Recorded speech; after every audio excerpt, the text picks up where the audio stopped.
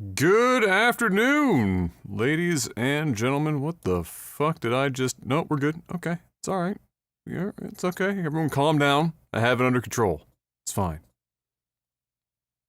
It's another Take It Off podcast. Glad you could join us today. Got another great show lined up for you as always. Thursday, March the 14th. This month needs to slow the fuck down. I feel like I closed my eyes.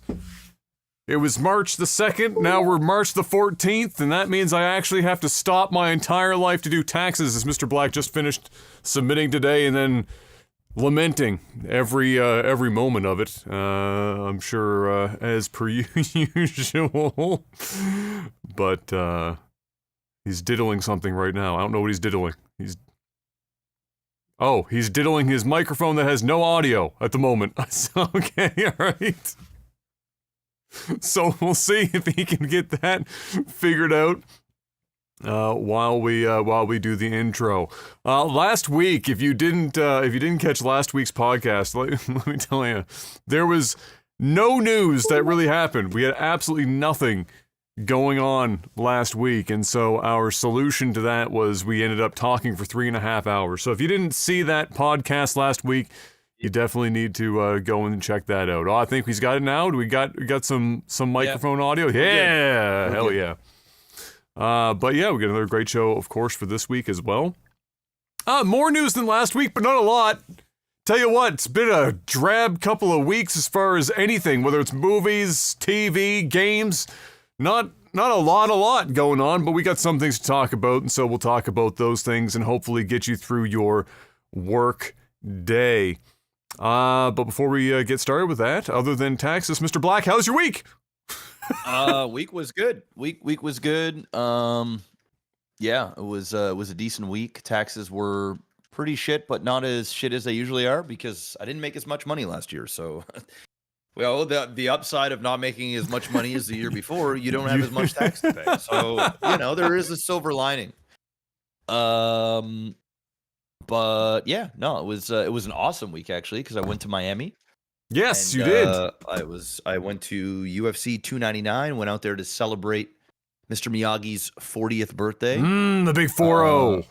Yeah, so it was a lot of fun. I was only there for really 2 full days because I got there like late at night and then had to leave literally before the sun came up on a Monday. So it was just pretty much 2 full days, but I got to experience Miami, got to eat some good food, got to enjoy the sun, got to hang out with some friends, made some new friends, and overall it was solid. There was no like flight delays. There was no weird dumb shit. Everything was on time. Everything ran smoothly. I didn't get sick. I wasn't sick while I was there. I mean, hey, it was a home run, grand slam. The dream. Yeah. The dream. What was I gonna say? So I have to confirm, you did in fact take out the phone and play the song. Oh yeah. Good. Yeah. As soon as I left the airport, as I'm walking out the doors, I had Will Smith's Miami. Party in the city where the heat is on all night on the beach to the break of dawn. Surprisingly enough, I didn't hear that song not one time while I was there. Probably because it's the most overplayed song known to man. But yeah, I played it leaving the airport coming out of the airport, and then I played it every time I took a shower. So in the shower, I had Miami going. Became the theme song for the trip. Yeah, why not? That's good. Yeah, overall it was a good week. A lot of new experiences, which is nice.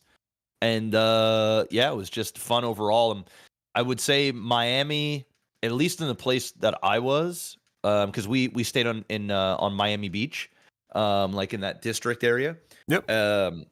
Beautiful. I mean, I have to say, it is the nicest place that I've been in the United States, and I've been in many, many places in the United States. This was by far the nicest place. It was basically the Caribbean in the United States, which was bizarro. Even just the air, the way it smelled and felt, it just smelled and felt like Dominican or Cuba or something like that, except that you were in the States. So it was a great trip. I definitely plan to go back. and spent a little bit more time than 2 days, but overall, solid. I now know why a lot of Nova Scotians buy property in Florida and fuck off for half the year. Now I know. Yeah, no secret. It's not snowing. Yeah. And it's still on the East Coast. I think that's like the two things, right? You still get the water. It's not snowing. That's pretty much, I think, the entire thrust of going down there for the retirees here, famously. You know what? They probably fucking hate that shit too, eh? Like in Florida, that's gotta drive people crazy. Like there's 6 months of the year where just a whole bunch of retired Canadians just show up on their doorstep and bought up a bunch of property and shit and just stay there for 6 months and then fuck off for the rest of the year. That's gotta be like a little bothersome. Imagine like, it must be almost the equivalent, not quite, but almost the equivalent of the feel in the city changing here in Halifax when it is during university and then when the universities go out, because like the population in the city feels like it gets cut in like fucking half when the university is out of session. The traffic goes away. It's like a totally different feel. I suspect it's probably like that in some places in Miami, but Florida's a very big place. It's Florida in general. I mean, significantly bigger. Obviously, but I know you know what I mean though. You know what I mean? Like in pockets, you could literally take the entire population of Nova Scotia. Yes, and plug it in somewhere. Into Miami, and you're not going to feel it like people feel it here. No. There's so much that is true. Bigger. It's completely different infrastructure. Like, I mean, it's massive. Yeah. That is true. Well, it sounds like a good week. Pretty solid week, for sure. Can't be. How was UFC, by the way? Was it good? Was it a banger? Yeah. Oh, it was amazing. I didn't see any results or anything. So what was there like? Was it? Yeah. There was a lot of knockouts. Donald Trump was there. The whole place went fucking crazy. Of course, because it's Florida. Right? Yeah. He comes out to Kid Rock, and oh no, that's his walkout entrance. Every UFC that I've been to where he's there, he always walks out to Kid Rock, and really? Dana White's there behind him, and he's got like 1,000 Secret Service people. And you can see like Secret Service just like all over the fucking venue. And he comes in and the whole fucking crowd just goes nuts. The place went deaf. Like, I mean, it was nuts. And then they were like, USA, USA. And then you hear, fuck Joe Biden. And they were just like, let's go, Brandon. Like, they were doing all these different stuff. It's definitely an entertaining atmosphere, to say the least. What the fuck? It makes sense. Fighting culture in Florida, that sounds like the exact demographic that would be super jacked for Donald to show up. Oh, yeah. Yeah, that's funny. That's funny. I didn't have quite the exciting week in that regard. I didn't go to Florida. I stayed here, where it rained a lot. And that was pretty much it. I mean, like this has been a weird. I mean, it's not that it's never happened before, but this is one of those years where winter is ending earlier than usual. I'm all for that. I'm happy camper. We're not getting like we got slammed. Like, don't get it wrong. Yeah, we had that really short band where we got slammed, but that was it. Yeah. Now we're into warmer, some warmer weather and whatnot. But like the downside to that, and I have actually heard from a couple of people that had this problem, but we had a pretty long stretch of like not snow, but fucking freezing cold weather where it was just like 15 below zero all the time, every day. And so the ground was frozen for like just ages before you got below the permafrost line, or until you got to like a point where it wasn't frozen is what I'm trying to say. And so when we got all this rain, and there's 2 days where it rained like crazy, there's nowhere for the fucking water to go because the ground is completely frozen solid. And so my backyard, I'm not even joking, there was 6 inches of fucking water in my backyard swimming pool. You could have gone out there and washed yourself clean.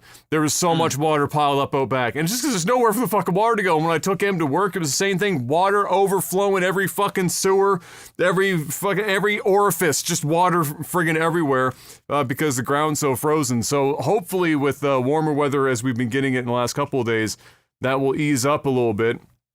And I can look forward to my neighbor's cat digging my garden up again, which is an ongoing battle. But nevertheless, not Tuna, by the way, different neighbor's cat. Tuna's too old to dig. This other neighbor's cat getting in our shit. Em's out there constantly trying to protect the flower bulbs. I don't know what it is about this cat. It's just like it's the sketchiest cat. If it hears me walking down the stairs inside the house, it runs. Like, it knows full well it ain't supposed to be anywhere on the property, but it will dig the garden out. I don't know why it's not shitting in the garden either. It's just digging for the sake of fucking digging. It's the most annoying little bastard in the world.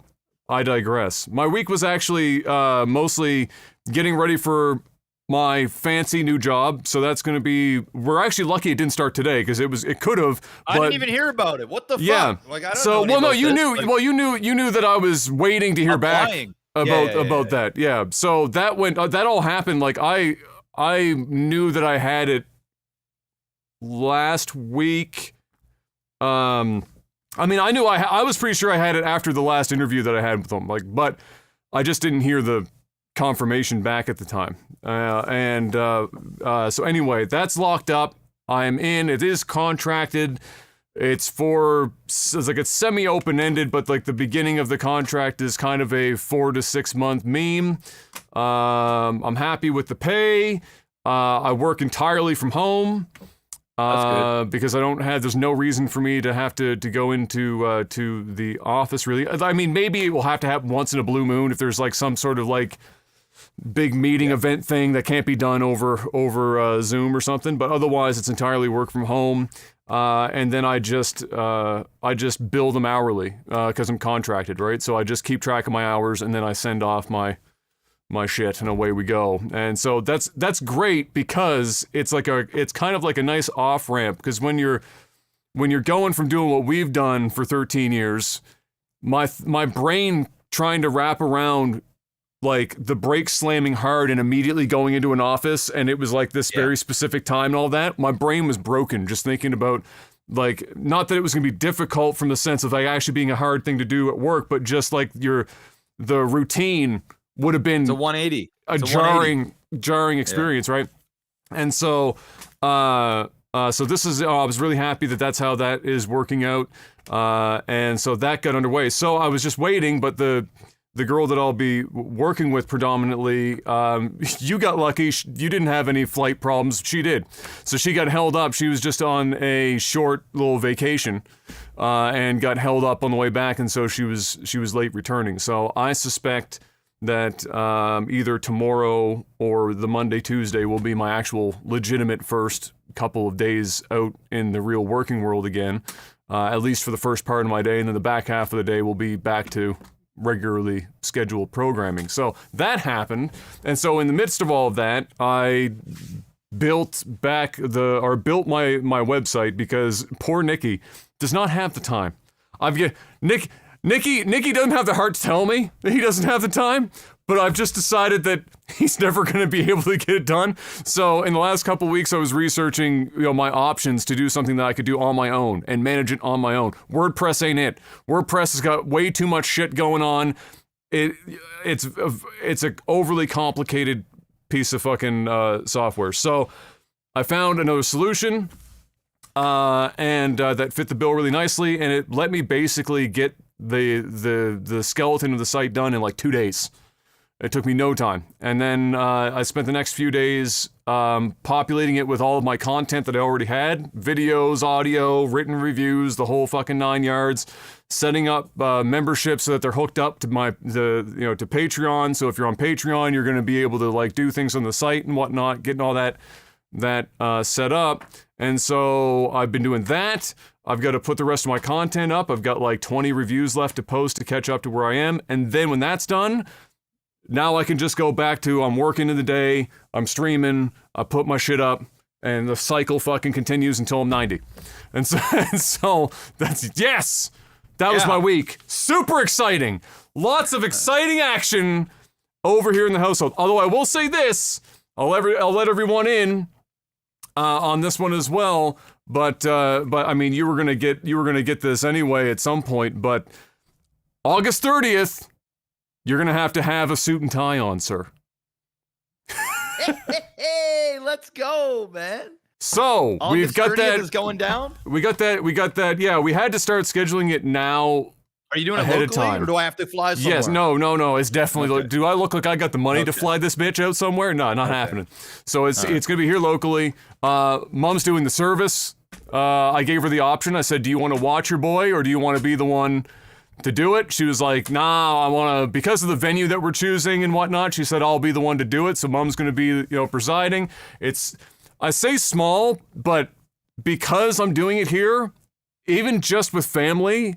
Like mostly immediate. It still got bigger than I'd like, because we were originally thinking of literally just go to the courthouse, fucking be done with the whole thing. And then as soon as we decided to do, to actually do like a mini little service for a couple people, then it was like, okay, well, who do we really, if we're gonna do that, who do we want to be there? And she only has a couple of friends. I only got a couple of friends, but then you tack my family in. It's not even her family. We're trying to get her mom and dad. Oh shit. We're trying to get her mom and dad here for it.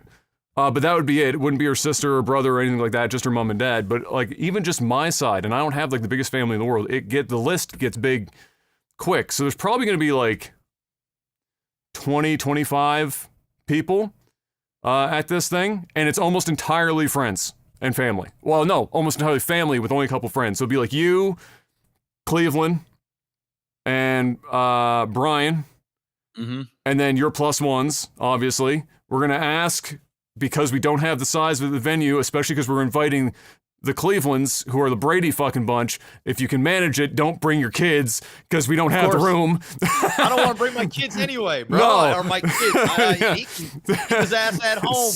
Kale and I will head on out. So yeah, and that was especially like a rule, because in my head I'm thinking, oh my god, Ryan actually has like 4. I'm pretty sure it's 4. I don't know. At this point, it could be 5. They just keep cranking children out. I don't know. So I was like, we can't be doing kids. There will be one, because my cousin Kayla was going to be here visiting her parents it was like every summer they come back for a week. That was the week that they were going to be here anyway. And so they have their little one. She's there by default. We're going to take the opportunity. She'll be flower girl, for the thing or whatever. And then that will be the only child in the event. So otherwise, yeah, that's it. So we're the 30th. It was the 31st. Exciting. Yeah, it's exciting. It was the 31st, but she couldn't get a makeup artist for the 31st. This is really short notice to book a wedding. Oh yeah. Even though we're not going, like we're doing it. I'm not going to say what the venue is, but we could get the venue, but we couldn't. Getting the other stuff was a challenge, because there's only so many weekends in a summer. DJs, all that shit. Yeah. It becomes a challenge, right? And even though we're only doing like. So Mom is officiating, so we don't need to worry about that. And it's not a big, long event. It's going to be like, people are going to be in and out of this in like 3 hours on a high end. Like, we're not doing a big, long, multifaceted song and dance, the whole 9 yards. It's going to be a short and quick affair to keep it easy, keep it inexpensive. And honestly, both her and I hate fucking long weddings. We think they're dumb as shit. Nobody really likes long weddings unless you just have some sort of fucking like, I don't know, you think you're that important. But every wedding I've been to, it's like 7 hours long. I want to kill myself. And so on this one, it's going to be nice, short and sweet. We will have food and stuff there.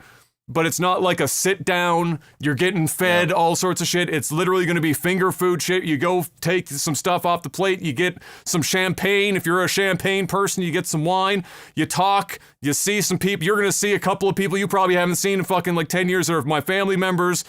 I don't know the last time you saw Smitty. It'll be a small little fucking thing. And that's the show. He did a bunch of work on one of my properties. Oh, that's true. You did. Yeah, that's true. That's true. But when's the last time you saw Ryan? I bumped into him at his job. You were at the grocery spot. Yeah. I bumped into him there. I think it was just before COVID. So okay, so it's been a hot minute. Yeah, it's probably been 4 or 5 years since I've seen him. 4 years. Yeah. So that'll be it. We managed to get everything set up on the 30th. 31st we couldn't make happen, so we had to back it up. We felt bad because it's a Friday, and everyone works on a Friday, so we're hoping that giving people 6 months of advance notice, they'll be able to find and it's later in the afternoon. We're hoping people will be able to figure that out. But yeah, so that's going down. And that was probably the highlight of the week, because everything else was just working, me working, and that was it. Really, I just want to get outside and start doing yard work just to say that I got the fuck out of the house. I'm getting antsy. The winter is starting to get to me. You got out with your Florida. I want to go outside and fucking. Yes. I need some outdoor thing to happen soon, for sure. So otherwise, that's it. That's a long intro. Let's talk about some video games. Not nearly as exciting sometimes, but let's talk about some video games, Mr. Black. Better late than never, just like my wedding. PUBG.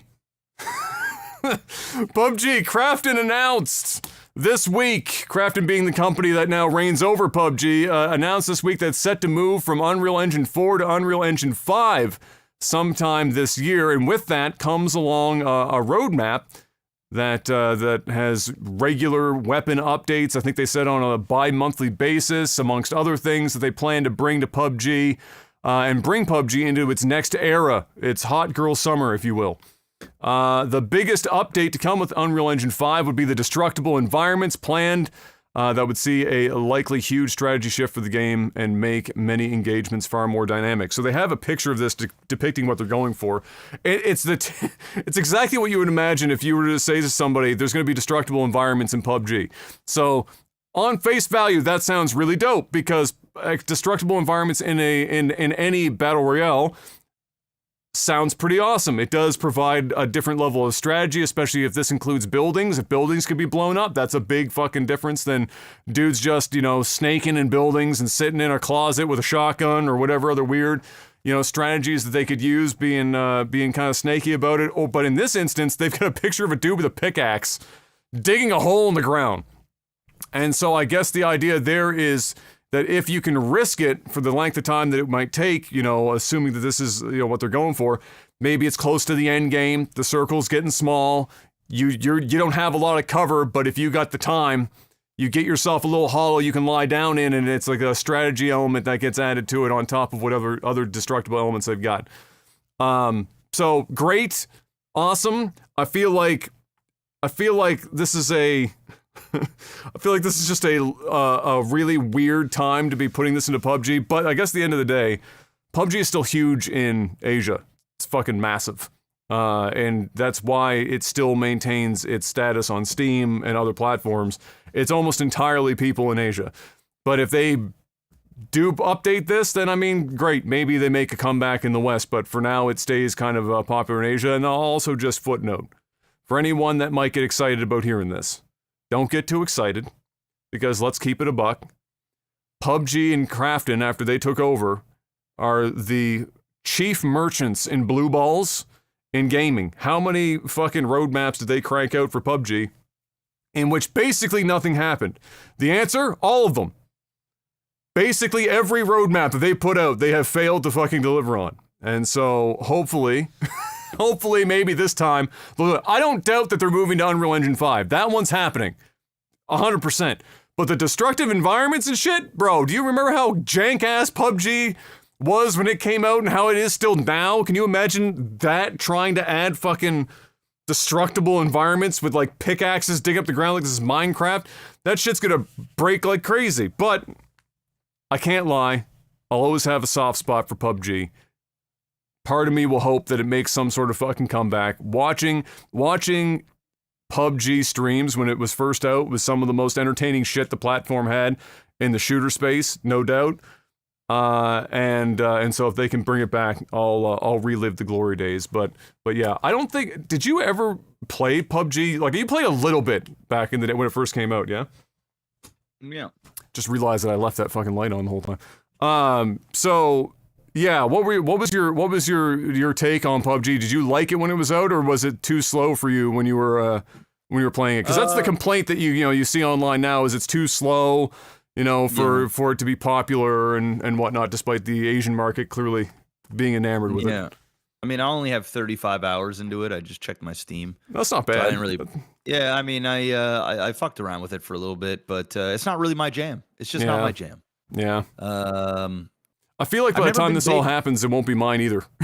Yeah, no, I never really been big on these types of games. They're just not. I played a lot more H1Z1. Like Yeah. probably hundreds of hours of that, but that was more of a, there was more of like a sandboxy RP. That was your RP before RP happened, kind of Yeah, a deal. yeah. Yeah, So for sure. that was fun, but yeah, PUBG's not my thing, man. It's just not. My Yeah. No, one of the things I've noticed about myself playing games over time is that as time goes on, the less I'm into first-person shooters for any long period of time. Like, I'll occasionally like one, but I can't stomach them for really long periods anymore. It's just kind of gotten boring. I think I've played too many of them, really. Like, you hit our age, and you've gone through the golden era of FPS all the way up through.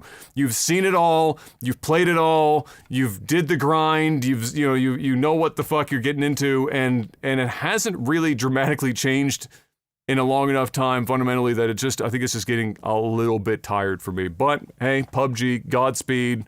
Maybe it'll actually make good on this roadmap. Probably not, but here's hoping. Speaking of making good on a roadmap, remember that quadruple A banger, Skull and Bones, from Ubisoft, as Yves Guillemot decided to label it in that shareholder meeting. Don't worry, guys, it's gonna be the quadruple A experience. It's gonna be amazing. Well, it sucked. As we already did ascertain when it first came out, it was absolute garbage, and it pretty much bombed and continued to bomb to this point. In fact, it's died out faster than Suicide Squad Kill the Justice League, which, if you've been paying attention online at all about how that's been going, the answer is it's going horribly. I think there's 500 concurrent averages now for Suicide Squad on Steam. Not on Steam, on Xbox. And so, even if you were to take that number, because you're like, but Adam, it's the Xbox. Nobody owns 500 people. That could be 100% of the entire population of Xbox owners right now. And I'd say, you know what? You're probably right. But if you multiplied 500 by take just about any reasonable number in your mind right now, that's still not enough players for a quadruple A fucking live service video game. It's just not enough. No. You want to 8 times that? You want to 10x it? You want a 100x it? Barely enough to even call it a fucking live service model that's going to be successful at that point. So they're in a little bit of trouble. Some people were hoping that this would at least last long enough to have a possibility of a redemption arc. I don't think this game going to live long enough for a redemption arc. I am interested though. I'll ask not your take, but if you were a betting man, Mr. Black. Does Ubisoft, with what we know about Ubisoft, do you think that despite the fact that they really shouldn't, out of protecting their ego, they will double and triple down on continuing to put money into this game long after they should have stopped, now that the game is out and doing as bad as it is? No, it's dead. It's dead. You think they're going to pull the plug? Yeah. They're going to pull the plug, bro. I think they're gonna fucking double down. I think Yves Guillemot can't say quadruple A in a meeting and then pull that bitch and because then what do you do when you go to the investors again? You say, hey guys, we're making another quadruple A game, and somebody in the back of the room goes, hey, what about the last one? You canceled that shit in 6 months. What is Yves gonna say? Not this time, I swear. Well, my take is this is the only quadruple A game we gonna get. There ain't gonna be any more. The first and the last. The first and the last. That's it. It's done. It's done. There's a headstone for you. The first Skull and Bones, the first and last quadruple A game. I like it. I like it. But yeah, I can't see it doing dramatically better numbers on the PC. It's currently 47th most played on the Xbox. That is down the list. It only just came out. It's 47th overall. You know what? I think what they'll do first, you still pay for it right now, is the problem. They will probably wait some time, free to play it, and then let it sunset itself, at the end. Because if they made this free, I think there's enough people that are morbidly curious about it that they would try it if they didn't have to pay full price. But you gotta be out your damn mind to buy that game at full price after after everything we know. I suspect most of the people buying the game don't know. Because they're not chronically online or they're not following. They just saw the game and they were like, "Oh, pirate game, fuck yeah!" And then bought it. Like, that's the only people that could possibly be buying this game right now. Nobody else would fucking buy it. But we'll wait and see how long it can hold on to the ledge before letting go. What was that? What was that movie that just came to mind as I described that cliffhanger? That was that Sly Stallone banger from the 80s. I think he did. What was it? Was it Cliffhanger the 80s or 90s? Yeah, Sly. 80s. Yeah, I think yeah. it was 80s. Cliffhanger. Yeah, I just did that cover of that VHS tape, and that's Yves Guillemot hanging off the side of a cliff. Yeah. After that, what do we got? Oh, right. Okay, so keeping in with the theme of taking too long 90s. to make. Oh, this is the 90s. 1993. Wow. Okay, all right, there you go. So Skull and Bones took 13 years to make. Quadruple A experience, and so let's see if this one will do better. It's not quadruple A, but he is saying that it's going to be a triple A experience. This is Stig Asmussen, who was the game director of Star Wars Jedi Fallen Order and Jedi Survivor, which are two very well received and some of the better Star Wars games that have come out in a good long while. Announced, big shocker, his new studio called Giant Skull, which he opened after leaving Respawn sometime last year. Unsurprisingly, their first game. Stop me if you heard this one before, Jeff, or if this sounds like it might be a new, fresh video game experience. This game is going to be a AAA, narrative-driven, single-player, action-adventure. That sound new and exciting to you? No. Sounds horrible. And generic. Does that sound like every other fucking game that's like a AAA experience that's come out in the last while? Why are they all... We've made this joke on this podcast before. Single player, third person, action adventure. If I see one single fucking character standing on a mountain looking over a valley in any of the fucking pictures and video for this game, I'm throwing in the towel. That being said, I mean, I wish him all the best. He's got a lot of pedigree as a director, clearly. He also did God of War 3 back in the day as well. So it's not that this guy hasn't been able to lead successful games, but I mean, here's the other side of it. We're probably not going to see this game for like 7 years. So who fucking cares? Really. I used to get excited when I heard about new games being, in development, but now that they're all taking 8 years to get made, like, how am I supposed to care anymore about what games are coming out? That discussion started happening. Oh my God, probably 6 or 7 years ago now. At back when E3 was still kind of sort of in and out and whatnot, but the discussions around big game announcements. And they'd be like, all right, so here's our game. It's the E3. We got to give them something, and then they announce a game, and then they'd have like a release date tentative, and it was like 6 years later after they announced the game. Like, what the fuck are you even telling people about this game for? I'm gonna forget this game exists before this shit comes out. Why are you even telling people? And I feel like that's kind of where we're at now, except it's worse. Where all these AAA, third-person, action-adventure, narrative-driven experiences that cost $500 million take 6, 7, 8 years to make. God, there's just so much time. It's just so much time. It's crazy. So we'll probably have to wait a few years before we even see what the fuck that game is even about. But good luck and Godspeed. It's been a good start for Xbox Strategy. Mr. Black putting some of the games on PlayStation, at least for Sea of Thieves, who topped the pre-order charts in the US this week on the platform, which was a bit of a... I don't know if I'd call it a surprise. I knew it was going to do well because it's a really broadly appealing game, Sea of Thieves, right? It's the age range in which that appeals is broad, which is why it's seen as much success as it has to this point. So I don't know if surprise is the right word, but still, to be the number one in the US on charts for their pre-order, I think says an awful lot. So, We'll wait and see how it continues to do and what the numbers are like after it's been out for a time. But that is promising. It does mean that, of course, not that this would have been shocking to discover for most people, but as it turns out, when there's exclusives on another platform and you haven't been able to play it and it looks interesting to you, you would buy it if it was on your platform. I know that's a shocking revelation, perhaps for some people, but not for anyone that's been playing games for a long time. I will ask you this, Mr. Black, and this will wrap up our game section because this is all we've got this week. And the lead up to this question is that, kind of related to this, PlayStation's X-Boss, no X in that one. Sean Layden, who was the guy that happened before Jim Ryan, that everyone loved Sean Layden. He did a lot for PlayStation, and really Jim Ryan rode on the goodwill that Sean Layden built before he left and Jim Ryan took over.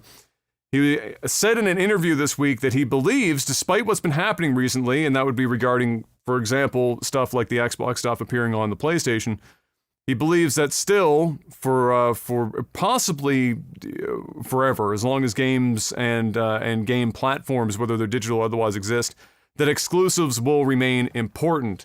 So we did hear kind of a different story from Phil on a couple of occasions. People seem to have differing opinions.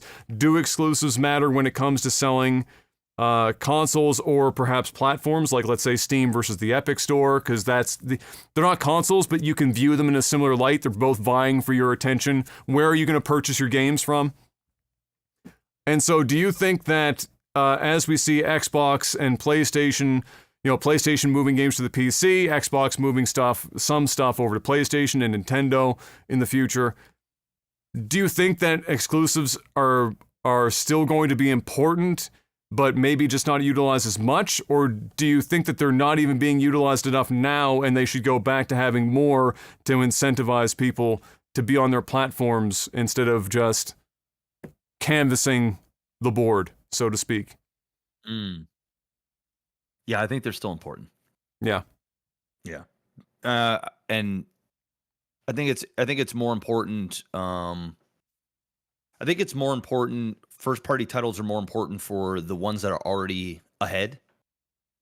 Because essentially when you go, I like to believe that the majority of console gamers have got a couple of franchises that are, at least one, that is exclusive to a console that automatically they have brand loyalty to, specifically for that franchise, and thus they will undoubtedly buy that console. And the other thing is usually there is enough good games out there, franchises, I should say, that you typically have more than one, and because of that, a lot of hardcore gamers own multiple consoles. Simply, one is like collecting dust that only gets played when those games come out, and then the other one is usually used as the universal console that they use for their everyday shit, and they play more frequently. So I think for somebody like Xbox right now, probably not as probably why Phil is saying that he doesn't believe it's not as important, because they're losing hard, right? They just are. And in order for them to make money, they almost have to convince the consumer to buy their games on other consoles as well. And they gotta make that argument. Sony doesn't need to make that argument because Sony is so far ahead that they understand as long as they keep the first party titles that they have, they're just gonna stay on top, and it's a bonus if they can add new first party titles that people fall in love with. Do I think it's as important as it was in the past? No, I don't. But I still think that it is super important, because no matter what, I think if Sony didn't have first party titles and Xbox had first party titles, I think a lot more people would be buying Xbox for obvious reasons, and less people would be buying Sony PlayStations, even if they have brand loyalty. consoles keep going up in price, things are getting more expensive. It's kind of like Netflix and HBO, right? They have their first party titles. HBO has got the Game of Thrones. HBO has got very specific shows that people love to see. Netflix also has things like Stranger Things and other types of Netflix shows that people have to see. And thus, if you watch both, chances are you have both subscriptions. Or maybe one of them, like Netflix, you have all year round, and HBO, you have seasonal only when that show is up and running. But, the thing is with the console, you have to buy the hardware. And so it's a purchase. It's a big purchase. It's not small. And so the analogy that I'm making is if all of Game of Thrones and the HBO or the first party titles, even the majority of them went to Netflix, HBO would sell a whole lot less subscriptions. And Netflix would retain and continue to gain more and more subscriptions. It's the same thing with consoles. So, is it as important as it was 10, 15 years ago? I don't think so. But I still think it is a big driver. Especially, and the reason why I don't think it is as important is because it's exactly what you said. PlayStation is putting a lot more games on PC and other things like that. And Xbox, same thing. And, Nintendo and different. So they ultimately, look at Nintendo. It is a first-party console. There is barely anything of Nintendo on any other console. And they sell the most consoles out of anybody, right? So it just, the proof's in the pudding. It's right there, right? You know what I mean? So, that's my take. Yeah, I agree. I agree that it's not. I agree on pretty much everything you said. I agree that it's not as important as it was 10 or 15 years ago. Certainly not as important as it was in the 90s and early 2000s, where consoles were establishing themselves in the modern era and whatnot. Obviously, it's not as important as it was then.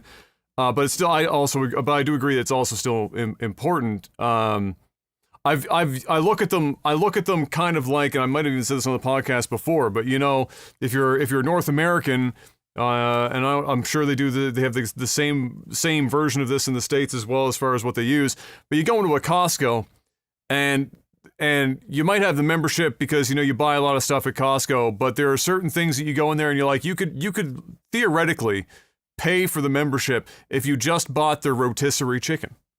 That's right. So in Canada, it's $7.50, which means in the States it's probably $5 for an entire ass roast chicken. That if you really wanted to, quite easily, you feed 4 people with one roast chicken for $7.50 Canadian, which you can't buy the raw whole in the same store 2 aisles over, the raw whole ass chicken for that much money. And it's a loss leader for that reason. It gets people to say, okay, I got a lot of benefits coming here, but one of them is, I don't want to cook tonight. Fuck me. $7 chicken. I'm going to get this chicken. Pumpkin pie. $1 fucking huge hot dogs they have, or the pizza slices. Bacon and propane. Propane is also crazy cheap. Crazy cheap. And they do tire services and stuff there too. They've got a bunch of stuff but like, there's a few that are so blatantly obvious that they're losing money on every one of those things that they sell. But it's a loss leader. It gets people into the store spending more money on everything else getting memberships makes up way more than the loss on the product, right? So I feel like, and it's more of the case now than it was before, where because you can't rely necessarily as heavily on first-party exclusive titles to sell hardware like you used to, it still does, but not to the same degree. Because of that, you do have to almost treat it more like a loss leader now than you might have had to in the past, where you're losing some money on it, but it's what gives an enormous, it's what gives, in my opinion, still to this day, the largest amount of brand, brand, not goodwill, but like maybe recognition or brand value in gaming when you're an Xbox or you're a PlayStation or you're a Nintendo. Because if your games are just on anything, you're just a publisher. Why? Like, you're just a publisher, and I'm not going to look at you any differently than Steam or Epic Game Store, for example. But you got this console, you've been in the market for hardware and whatnot. I got to view you differently. That, I think, is the large portion of it. So a loss leader for sure. And then when you talk about that as a thing, though, some people would say, and it's true to a degree, obviously, well, even to a degree, games are crazy expensive to make. First-party exclusive games tend to be some of the more expensive games because they are almost always, they might not be quadruple A like Ubisoft cranking out, but they're the triple A, $100 million plus games that might not always appeal to enough people to make so much money back that it makes sense. And games have gotten more and more and more expensive. So the idea there is, they're costing more money, which is supposed to mean, I guess the logic is supposed to be that more money into these games makes a better game by default. But I think that we've seen in more recent times, putting more money into a game is a pretty poor indicator. Yeah, it's no different, man. You can look at Fast and the Furious. You can go ahead and make $300 million film, and it can be ass, right? It's just like, and so it is what it is. And so the exclusive games, I feel like when Phil talks about the way that he does, I think he has it in his mind. We're gonna make if we're gonna do these exclusives that are gonna sell consoles, they always have to be these massive blockbuster experiences. And Sony's experiencing that on their end right now. They have to pivot how they're doing their first-party exclusives with Spider-Man and the Naughty Dog experiences and whatnot, because they're too much money for not enough payoff. And so they're pivoting on their strategy with it as well.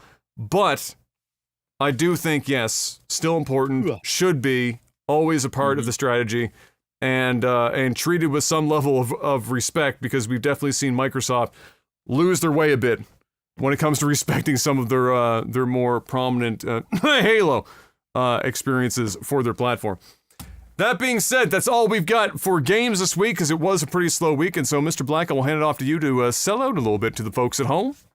Yep, patreon.com/legtv. Head on over there, throw some money at the screen if you want to support us directly. If not, that's cool. Don't worry about that. We do have a sponsor as well, NordVPN. They've been with us for quite some time, thanks to you guys grabbing those 2-year subscriptions. When you click on that link in the description, it should automatically apply that promo code OTT, so you can get a massive discount plus 4 extra months as well. 30-day money-back guarantee. If you don't like the service for any reason at all, get your money back, no questions asked. You can use up to 6 simultaneous devices. Stay safe, stay anonymous on the internet, watch different regions of Netflix and other streaming services at the click of a button, and just protect your identity. A lot of these big tech companies are collecting your cookies. They want to know what you're searching, all that, and then they're going to sell all that shit over to, these big tech companies, and then they're going to blitz you with a bunch of targeted ads. If you don't want them to do that, use a VPN, mask yourself, have that anonymity. Guys, it's 2024. Not only that, there's some people out there that want to steal your information. They want to make your internet life hell. We'll fight back with NordVPN. They want to take TikTok away from you. They want to ban TikTok. Do you want to still use TikTok when it's banned? You probably NordVPN. You probably shouldn't, but if you do, you probably shouldn't. Yeah. Disclaimer: you probably shouldn't break the law, but there are options. Hypothetically speaking, get yourself a VPN, and if you do, think of us. It's a great way to support us, great way to support the sponsor and yourself, all at the same time. And it's less than half a cup of coffee at Starbucks a month. In fact, I got me some Starbucks today. I got a grande cinnamon dolce latte. Cost me $6.50. Literally half the price of that grande cinnamon dolce latte is still cheaper than Nord, or NordVPN is still cheaper than that. So listen, guys, if you can afford to go on the internet, you can afford to protect yourself while you're there. When I was out in Miami, I had my NordVPN strapped up, ready to go. I had it when I was on the plane Wi-Fi. I had it when I was at the airport. I had it when I was walking Miami. I always have it because I'm going to stay safe with my sponsor, NordVPN. Beautiful. And now it's time for movies and TV.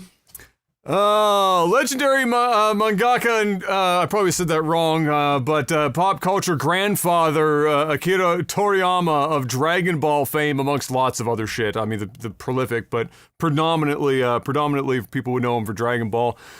Passed away this week, suddenly, unfortunately. I think he was only 67 or 68 years old, something in that neck of the woods. And it's not an overstatement to say that the world mourned. I don't know how many of you guys are on social media. I'm going to say most of you.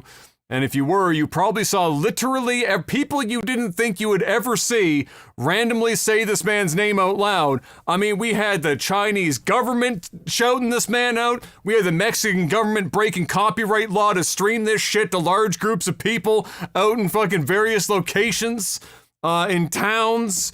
Everyone you can imagine. That shit got more traction than the Queen of fucking England passing away. And it's probably because more people actually gave a fuck. But nevertheless, even for me, like, I knew people would be, obviously hit by it, because especially for people in our age bracket, and even those who are a bit younger as they've been exposed to, Dragon Ball Z and stuff, as the newer stuff has come out, like with Super and whatnot. But for us, we properly grew up with it from Dragon. We got Dragon Ball obviously a little later here, but nevertheless, I knew it was going to hit the millennial group for sure. But just everyone, my God, just the amount of people mourning this man. And this is, I've seen large groups of people doing spirit bombs, yes, yes, bro. Yes, yeah, it's crazy. Funny enough, the day he passed away, my son, for the first time ever, came into my room, because he usually comes every morning. Kayla gets up before me by about 45 minutes. Yeah. And he usually comes in once a certain time comes, and Kayla's like, okay, you can go in and see your dad. So I'm usually awake. He comes in, and he usually has something that he wants to give me, because he's always drawing. He's always coloring. He just gets that from his mom. And the day that he passed away, for the first time ever, he gave me a picture of Goku, and he did a Goku color thing, and he was wearing a Dragon Ball Z hoodie. Really?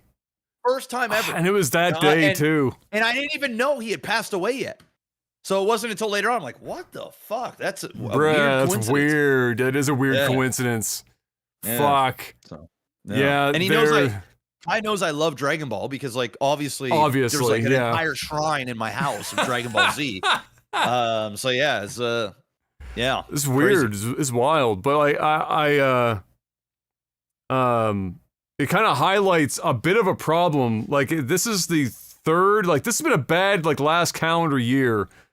What was it? 3 of them, I think now. 3 of the pillars, some of the early pillars of manga, all passing away in this same period of time, and all for very similar reasons. They're all having these embolisms or the blood clot issues and things of that nature. And so I think it just it goes to show, they were on the older side, but for them, anyone that knows anything about the guys and gals writing manga and doing the art for manga, it's probably one of the worst paying, longest hours, sit in a chair, don't go anywhere for 20 hours a day kind of a situation.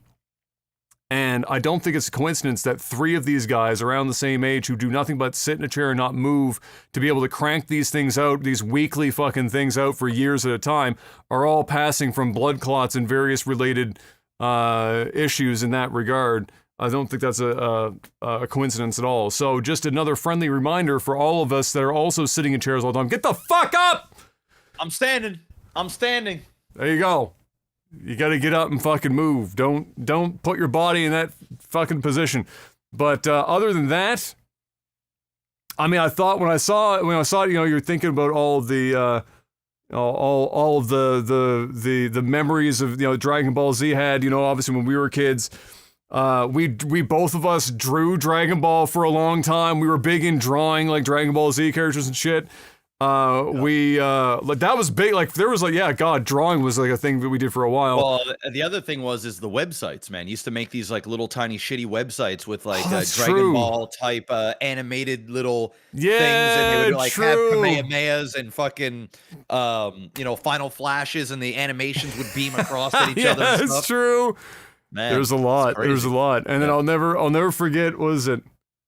There was one day specifically. Well, MLG is a classic. I mean, that's a certified fucking classic. I still got that video on my computer somewhere, of us doing the Dragon Ball thing. I've got the video the one that somebody edited in After Effects, as well. Where turn the ball into like an actual fucking blast.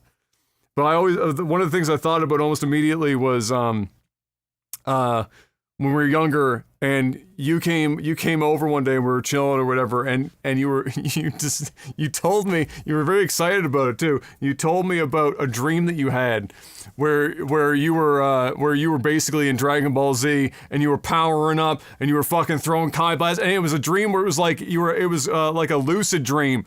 Like one of those rare, like you're controlling everything, and so you were fucking jazzed about the. You were fucking jazzed about it, throwing Kai blasts and shit, fucking shit. You were actually in my room, like fucking recreate, like do it. Like what was that? Remember that video that kid did? Oh my god, what was his? He had a nickname online.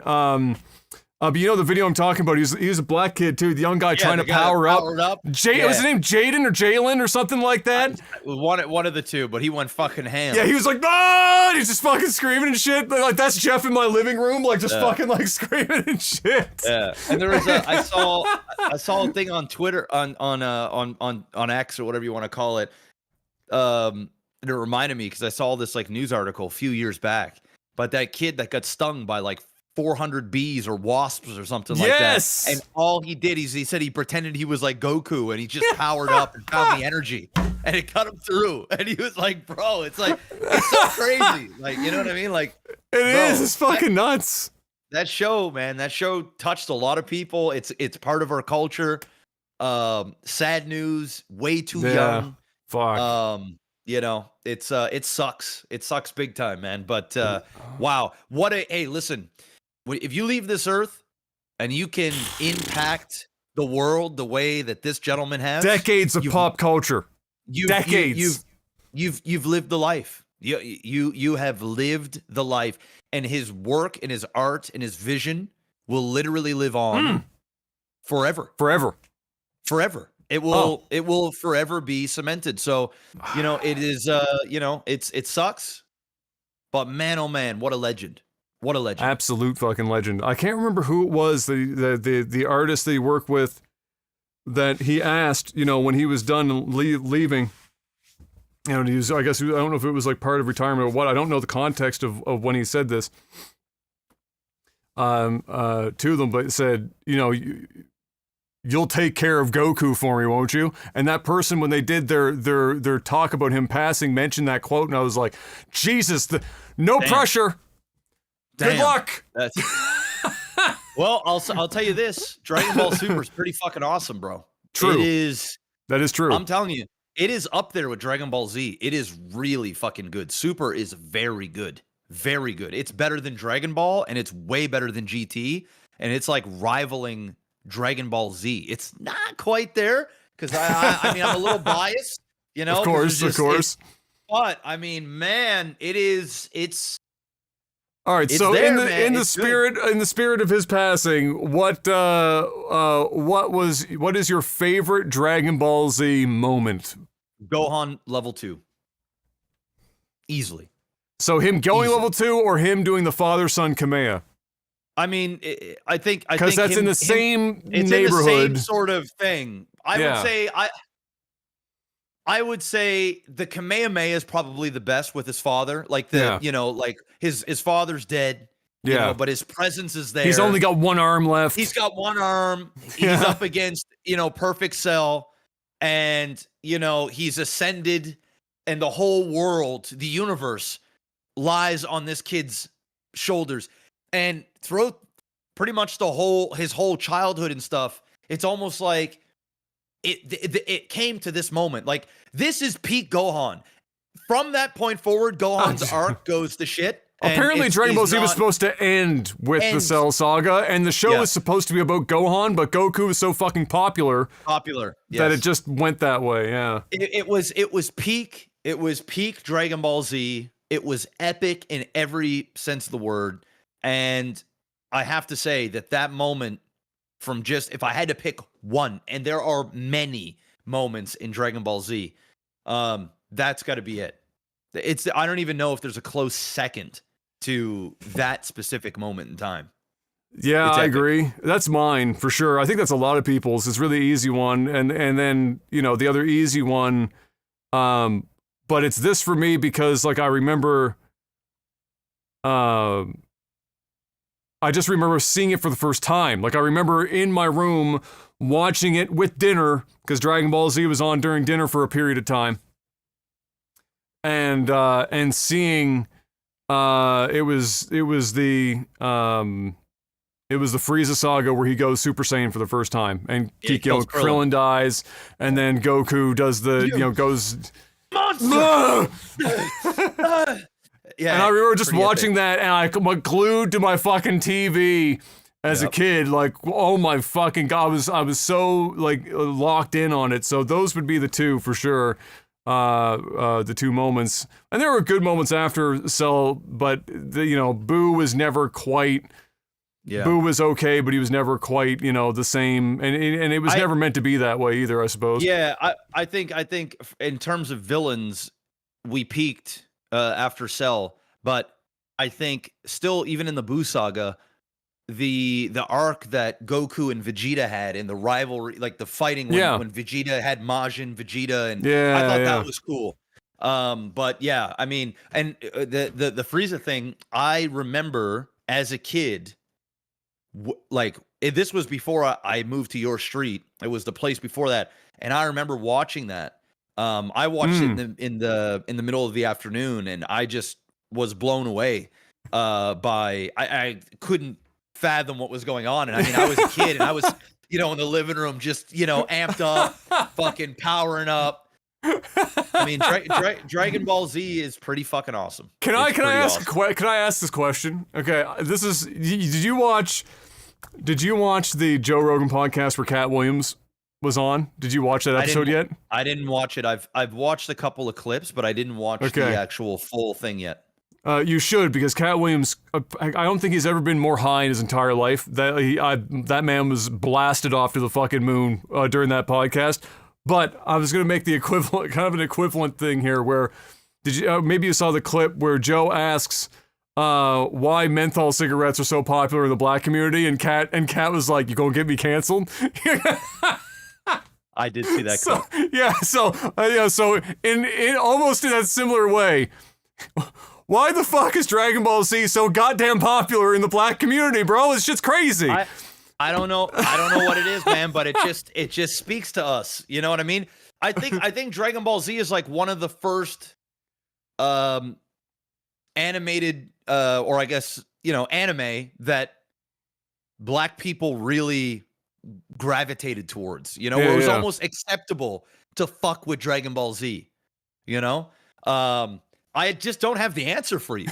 And the crazy thing is I don't fuck with really any other anime. And the majority of people that I speak to, when they ask me what my favorite anime is, and I tell them Dragon Ball Z, they're almost disgusted. They're like, dude, yeah, Dragon Ball Z is great, but like, bro, expand your horizons here. There is way better manga out there than Dragon Ball Z. And I'm like, bitch, it's Dragon Ball Z. I don't need any other. I don't even want there to be better. I just want Dragon Ball. That's all I want. Fuck all your other shows. And I've watched that one season of One Punch Man. Yeah. I did watch that. And I also watched I think there's 2 episodes left that I haven't watched of that new one that I think Seth Rogen does. The one that's it's actually really good. It's like super rated R. And it's on I think it's on Amazon. Somebody in chat's gonna say it. Somebody check, because I'm not up to date on my Invincible. Invincible. Oh, okay, Invincible. pretty fucking dope. Not gonna Yeah. lie, pretty dope. But outside of that, I don't really fuck with anything else. But most black people, they fucks with Dragon Ball. Because why Is not? there a character in Dragon Ball that the black community sticks with more than others, do you know of? Or is it just the property itself that everyone's in on? I think it's the property, and we all fucks with Vegeta, man. We all fucks with Vegeta, but I don't even think that's a race thing. I think everybody fucks with Vegeta. It's the underdog. Because Vegeta, we all have a bit of Vegeta in us. You know, he's an imperfect character. You know, he has his flaws. He's issues. The chip on the shoulder. He's the chip on the shoulder, the underdog. You know, the guy that went through the hard times and had a rough upbringing and is trying to, you know, change the generational curse, right? And you could see his growth. Like, he is my favorite character by far. Yeah. But you know, I think a lot of black people fuck with Piccolo as well. A lot, like all my black friends fuck with Piccolo. So you know, but yeah, no, man. I was sad to see the news. I look forward to my son getting a little bit older, and I have the You're ready? The Kai. I have the Kai version. I have the regular version. I have all the versions. And but I'm gonna put him through the grueling, long. So are you doing Dragon Ball first, or skipping Dragon Ball and going straight to Z? I'm skipping Dragon Ball, going right to Z, because I think Dragon Ball it's a tougher watch. It's a tougher watch. It has its moments, but what I love about Dragon Ball Z is you do not need to watch Dragon Ball to appreciate, get hooked, and understand all of the characters. Yeah. You could quite literally never watch Dragon Ball and you'll be fine. But like the because I've only watched Dragon Ball one time through the whole thing. There are episodes that I've seen multiple times, but from start to finish, only once. Dragon Ball Z, at least 5 or 6 times. At least. And it's been probably not 15 years, because Kayla and I watched together. I would say 12 years since I've done a full run of Dragon Ball Z. So in about another 5 years, when my son is about 10, that's when I'm gonna be like, okay, son, it's time to introduce you to daddy's favorite anime of all time. And you're gonna make him sit through the Great Saiyaman saga? Probably, because we all had to do it. We all had to do it, man. It's like a rite of passage. Rite of passage. I had a conversation with a guy. He visited Halifax. I went to university with him. His name's Nemo, and he's a super nerd too. And he loves Dragon Ball Z. And we had the debate about the Great Saiyaman saga, and he stands by it. He loves it. He absolutely loves the Great Saiyaman saga. And I'm like, I think the Great Saiyaman saga is like just the perfect example of how Gohan was supposed to be like the reason the show existed, and then it wasn't anymore, and so it was just like, let's make Gohan the biggest fucking bitch boy. Well, the thing was, it's like they almost assassinated the fucking character, and it's like, what are you guys doing? And I think it was worse because we went from peak Gohan to shittiest Gohan in the span of 10 episodes. I'm like, what the fuck? How do we go Whiplash from this to this? Bro. But anyway. Last question. Who you got? 2 men enter the room, only one leaves. Krillin or Yamcha? Wolf Fang Fist versus Destructo Disc. Who you got? I'm going Krillin. Oh, you got Krillin? I think Krillin's got it. You know what? Krillin has more experience. He's fought harder opponents. Or at least at the very bare minimal, he's lasted longer. And he's trained directly with Goku. I think Krillin gets it, especially later on. I mean, dude, look who he marries. I'm going Krillin. I was going to say Krillin as well, especially if it's like Krillin post Android 18. Yeah. Because he's got a woman now. His ego, he was a different animal after that happened, right? I love too that they chose to put 18 on Krillin. I thought that was like the greatest fucking thing.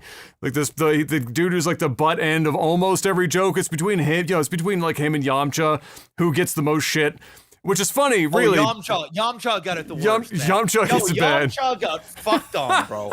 Vegeta came through, stole his chick, fucking. Okay, maybe this is a better example. A better example. All right, two guys go into a room. Who comes out? Yamcha, Tien. Oh, that's harder. Oh, that's harder. Oh, and Chaozu's not there to save Tien's ass. Yeah. It's just those two. I'm gonna go Yamcha on that. I'm gonna go Yamcha. Dude, Tien is Garbo, bro. He is. Dude, he's a glorified flashbang. Yeah, bro. That's all. That's all he does. Like that's it. I mean, you're fucked. You're fucked. I mean, it would be a good fight. I think it'd be good. Yeah. But I think Krillin's got both of them dudes, man. I think Krillin's got both of them. I think Krillin is the toughest one out of like the B team. Yeah, for sure. I agree. You know? I agree. I think he's got to be the strongest human at the end of the show, right? He's got to be. Yeah. I'm pretty sure that's canon. Like, I think he is the strongest human. He's got to be. So, yeah. He's got to be. The poor bastard being killed more times than basically any other character.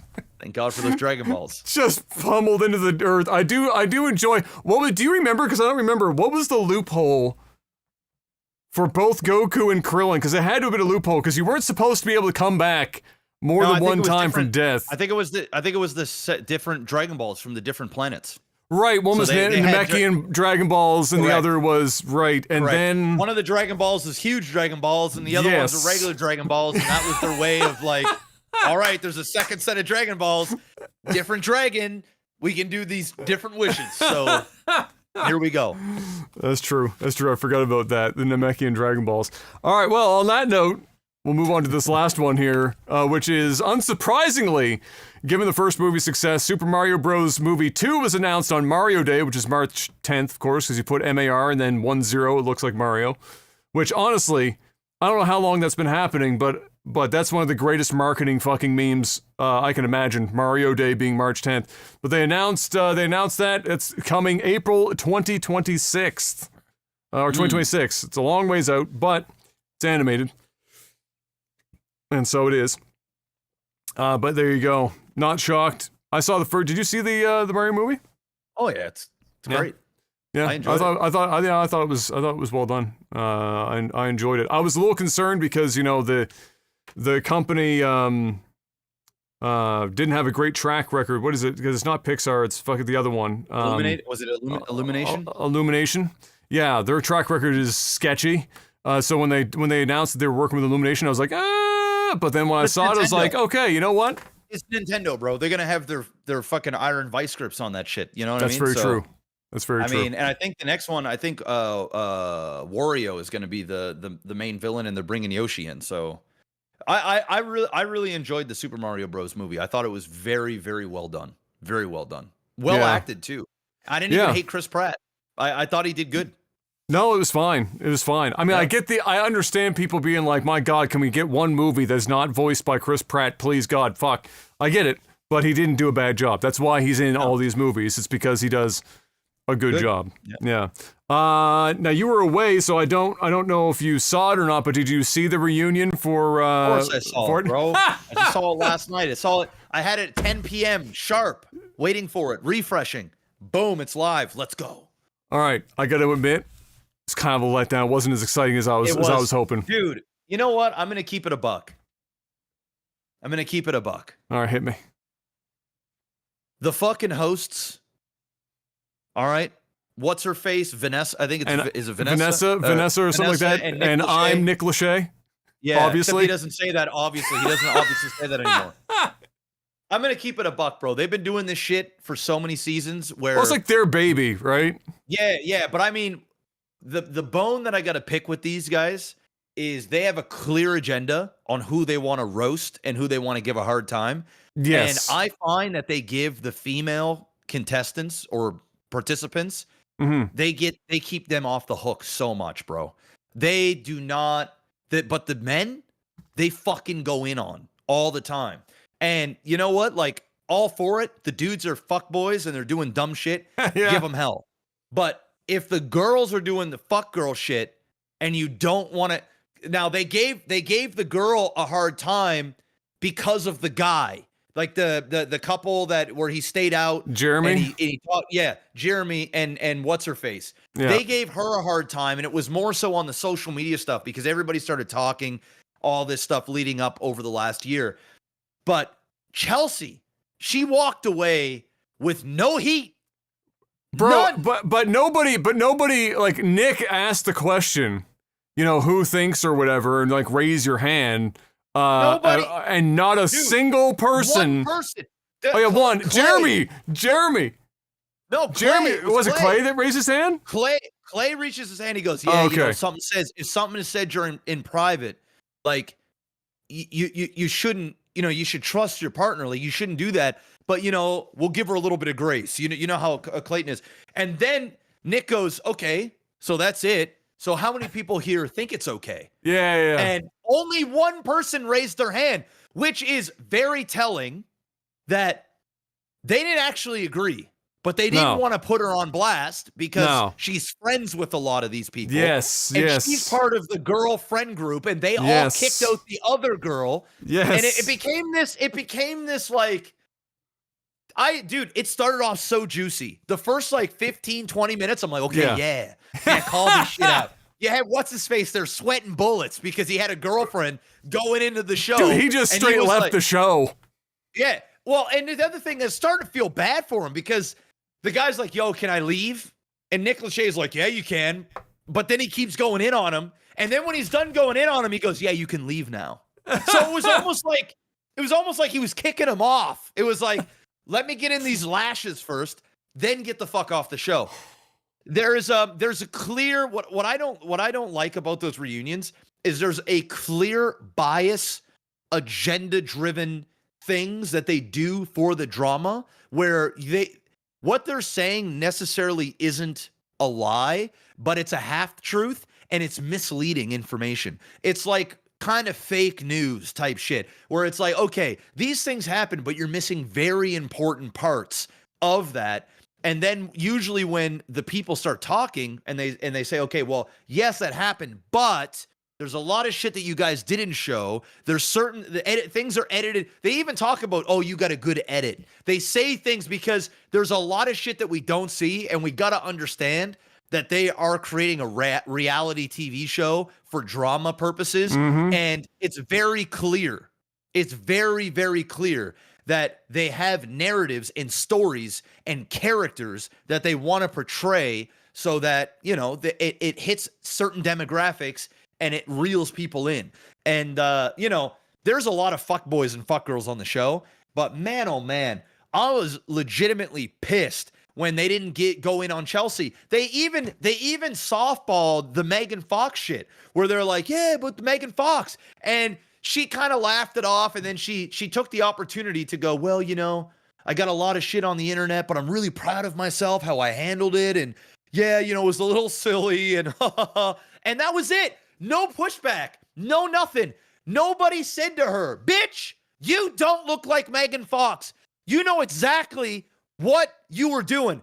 And she got desperate. She told him, I look like Megan Fox, so that he would pick her over the hot chick, because she wanted to get the W over the hot chick, and it had nothing to do because she could have picked the guy that was all in for her, even though he was a fuckboy who had a girlfriend on the outside, so she dodged the bullet. But at the same time, her narrative was very clear. They also didn't say if they're still in dating. They didn't even speak about it. And they didn't ask. I mean, I don't. Videos of them out together in clubs doing whatever. Dude, there's so much, dude. Man, I was pissed. Pissed. It's true. Like when you're watching some of like how they're interacting with one another, and the simple fact that they sat some of them who they chose to sit next to each other and whatnot, but then they didn't ask them like I feel like they asked everyone else, are you dating each other? Are you dating anyone else? Are you like, what is going on? But they didn't ask Chelsea and what's his name? If Jimmy or whatever his name is. yeah, if they were dating or if they were dating anyone else. They didn't ask that question. I thought that was fucking weird. No. And then I will say I was happy that AD stood her ground. Clay brought out the bullshit again. He was testing the waters. You know, say all the sweet shit, see what I can get. He was out there get. crying. He was like, you know. And he the be thing fishing. is, like, he's got so much riz though. Like, he's such a charismatic guy, but at the same time, it's like, man, come on, bro. Like, you had the opportunity. You were there. You were standing there. You were at the altar, bro. You could have had the girl that had your back, man. But, you know, it is what it is. And he kept talking about therapy this, therapy that, you know, daddy issues. And, you know, I still love you, love my life. Like, and then they asked, like, yo, you going to take him back? And she don't say anything, right? She was like she didn't have an answer. And then he said 1,000%.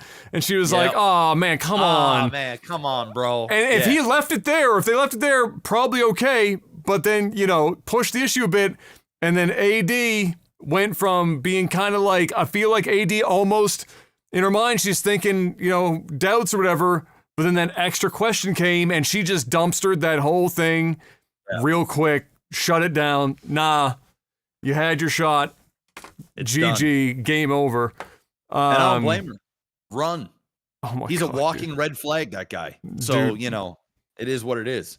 But Jeremy's such a fucking idiot. That guy is such a fucking, oh my God. Oh, yeah, I mean, the two most toxic, like, immature people on the show, they found each other. So I mean, good for them. You know, they can enjoy that. Yeah. I thought it was funny that we're breaking up every fucking. Yeah, we're like breaking it up, like, but we're back. We're fighting through it. And like, just like, I don't think either of them believed the words coming out of their mouth. And I just thought it was funny, how often Jess was getting at everyone's shit. Jess had no filter. Jess was the one that was calling everyone out. So she was calling Jeremy out. She was calling like everyone except for Chelsea, because apparently that's Aunt Chelsea, and they're like super close, and they're super friendly. It's a bunch of bias shit. Even AD, when they were asked about Chelsea, she was like, yeah, you know, you know, Chelsea's my girl and stuff like that. And I was really surprised to see, you know, how she was, but she was basically just letting her off the hook. None of the girls were like, bro, this chick was batshit crazy. The ultimate gaslighter. She was, oh my God. She's well, they kind of worst. like, somebody alluded to it where they were, I think was it Jess? Or one of the other girls that said, that's just not, you know, what we saw when we watched the show later, you know, we didn't see that side of, you know, of her. She was the bubbly, the whatever, whatnot. And then, so like she kind of like alluded to it, which for me tells, you know, well, that's what I mean. Like that tells you though, is that she's two-faced as fuck. In public with you girls, she's one way. And then she goes home and she's doing all this shit and you're watching her do it on camera, which means if that's on camera, imagine what's happening off camera. She fucked with Jimmy so hard, dude. And then through that fucking shit where he told her in private that, yes, I slept with this girl and I just want to let you know. And he even said like, hey, I could have brought my guys out for the show, but if I talk to them, we're not going to get deep. I'm not really, I'm going to bring the girls so I can really pour my heart out and stuff like that. And I told you that I was with this girl and I just didn't want her information out there to the world. And you did this shit. And she was like, oh, well, you know, I was just, you know, I needed to do it for me. I was emotional. It's like, man, bitch, you could have fucking waited till the cameras came off. You could have, like, what are you doing? Now, it's okay that she was, it's okay that she was, yeah, exactly. Yeah. It's okay that her feelings are okay, but his feelings, nah, fuck them. And fuck the other girl as well. Dude, you are a selfish bitch. That's what you is. I'm just going to say it. I hate that chick. I hate her. I can't stand. Why do I hate's a strong word? I don't hate her. I just dislike how she rolls, man. She is conniving. She is conniving. And that other dude's a fucking prick, douchebag asshole. God. The fucking Hawaiian shirt fuckboy. Yeah, Jeremy. That guy's a fucking piece of shit, man. The two of them should have been together. Chelsea and that. Oh my God, can you imagine? No. no. Listen. It's fine that Chelsea felt uncomfortable with the fact that, Cool. cool. But the fact that he asked to keep that off the camera, that's the crux. It's not that she kept trying to make it about the fact that she was concerned about it and whatnot. She felt a certain way about finding this information out and she was uncomfortable. She kept trying to make that the point. That wasn't his problem. His problem was that she brought it out on TV. But like every other conversation they had, she finds a way to make it about her every single time and then self-destructs every situation that she is in. Bro, I'm shocked, honest to God. I'm actually shocked that in the time that she spent with the other girls and stuff outside of the show, that she didn't self-destruct there too. It must be very clearly specific for her that her relationships with dudes is where she self-destructs all the time. And then with the girls, she's just, it's fine, it's whatever. She's but with the dudes, insecure. she's beyond insecure. She's already been married. She's, she's just got fucking, she's like the female version of Clay, except Clay ain't crazy. He just wasn't mentally ready to be in a serious relationship. And also made a really stupid fucking decision. Dude, he had the one, bro. He had the one. Yeah. They were two peas in a pod, man. They just worked. And he just fucked that up. He's just gonna have to live with that. That's just a fuck up. Sometimes you got one that gets away, and that was the one that just got away. You know what I mean? It is what it is. He just got to live with that. But Chelsea, my God, bro, who's gonna marry that? Like Jesus, you're that shit is out there for the world now. How do you bounce back from that? That's crazy. She was crazy. Well, the thing is what's funny too is that, to me, and she would be the one to do this, I feel too, because other people were talking about, how things were portrayed, obviously, and whatnot, because it's a show. She didn't really bring that up ever in this reunion. She didn't talk about that she was misrepresented or that what they showed on camera wasn't, the whole thing. She didn't really drill down on that the way that I thought she would. That was my first thought, which I guess is supposed to lead me to believe that what we were getting in her edits was relatively just close to her reality. That was just her. Yeah. It's crazy. She's crazy. Megan Fox crazy without the looks. Bro. Yeah, no, bro. No. So that was, the last 40 minutes of it was a letdown. It was just it was whatever. We had these old couples from previous seasons, and it's like, okay, cool. The show works. People are married. People are having babies. People are, happy and stuff like that. But my God, bro, if you're gonna do a reunion, I want the juice. I want people to call out the fucking. I mean, shit. they did have the text message thing, which I was like, God damn, who sent them these text messages? They got that shit. Oh, bro. Oh man, he was. That was awkward as fuck, dude. They set him up, bro. They set him up. He had no idea. He was not prepared. Yeah, he was like, yo, I had something prepared to say, but. Which actually means he had something that he was just a lie, but just outright say some bullshit. Then they had the detectives come in and the Lachey's were reading one line, then the other line, then the other line, and it just kept going, and it got worse, and it got worse, and it got worse. And then they show him and his face, and he just starts sinking lower and lower and lower, and then the silence was deafening. They're like, "What are you gonna say about it?" And he just sat there for 30 seconds, so awkward, dude. So awkward, bro. Stun-locked. He had no idea what to say, bro. That was awkward TV. That one was painful. That was awkward. It was unfortunate. Was painful. All right. Well, with that being said, unless you got something else, it's time to move on to tech support.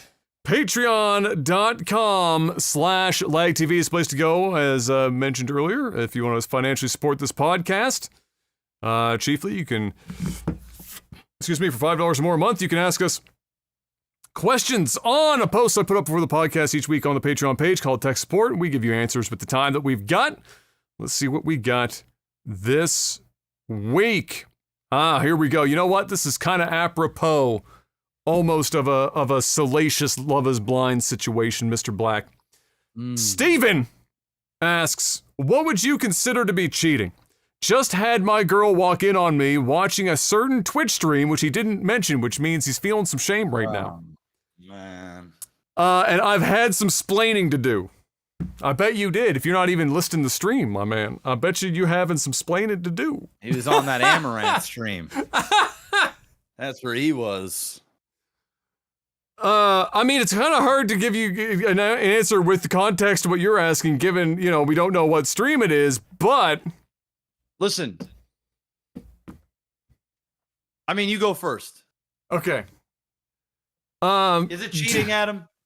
Watching a female streamer? I think we all know which ones are... I don't know if cheating's the right word, but let me put it this way. It's never going to help your situation, ever.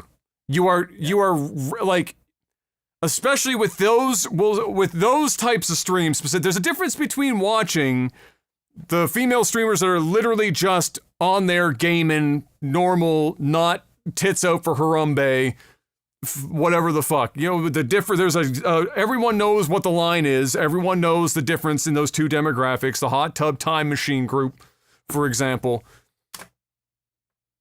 If you're watching that, I don't know if it's cheating in the traditional sense, but it's about as close as you can get. And in your girlfriend's mind, for a lot of girls anyway, they'll probably look at it in that light.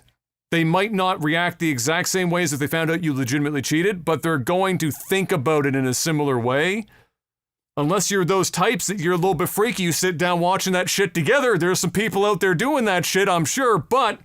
I'm going to say Steven's not in that situation, given what he's saying here in this question. So, do I think it's cheating? I mean, not in the traditional sense, but it's something that obviously is probably almost never, and like again, unless you're in that rare, like, non-standard relationship in which you're watching that shit together, it's never going to go your way. You're going to lose that 100% of the time. And think of it this way. Because there's not a lot of them, it's hard to make this assumption or to make this comparison. But like if you found out that your girlfriend was watching a Twitch streamer that was male, and he was in the hot tub, shirt off, banana hammock, on the banana. It's bananaception, banana squared, if you will. Okay? And he's just low-key dry humping this banana in a kiddie pool in his living room for $15,000 a day in a world in which there's enough women that actually want to watch it on Twitch to make that happen. And she's watching that. Do you walk in and think to yourself, yeah, that's fine? For most people, probably not. So that's kind of, you got to put yourself in her shoes in that instance. You know, would it be considered directly cheating? Probably not. Is it likely going to win you any brownie points? No, it's going to cost you many, if not all. You might reset to 0 on that bitch. Yeah. Okay, so here's my take. Wow. So, you know, the argument I think that most people will make is, well, is watching porn considered cheating? You know what I mean? Like if you're gonna watch a female streamer bend over with a mirror there so you can see her ass cheeks and she's just sitting there twerking, which there's plenty of those. I can go to Twitch right now and I guarantee you I could pull one up as we speak. And basically their OnlyFans link is there and that's the show.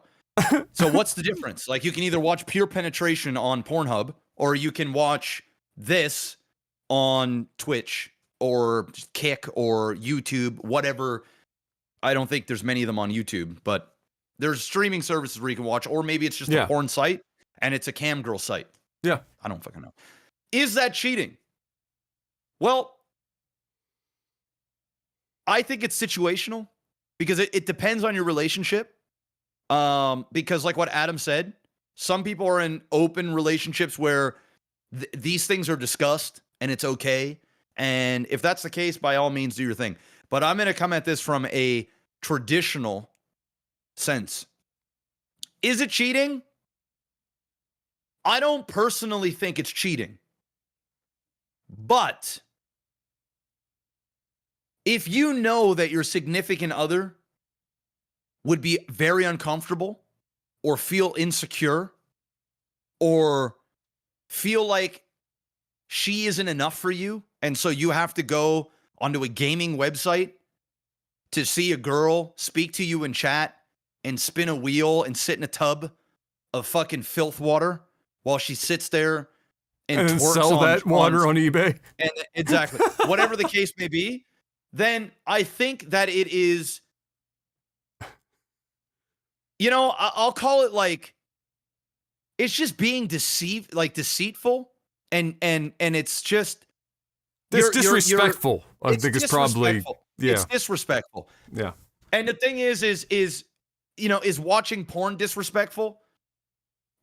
I think it's not healthy. I think it's if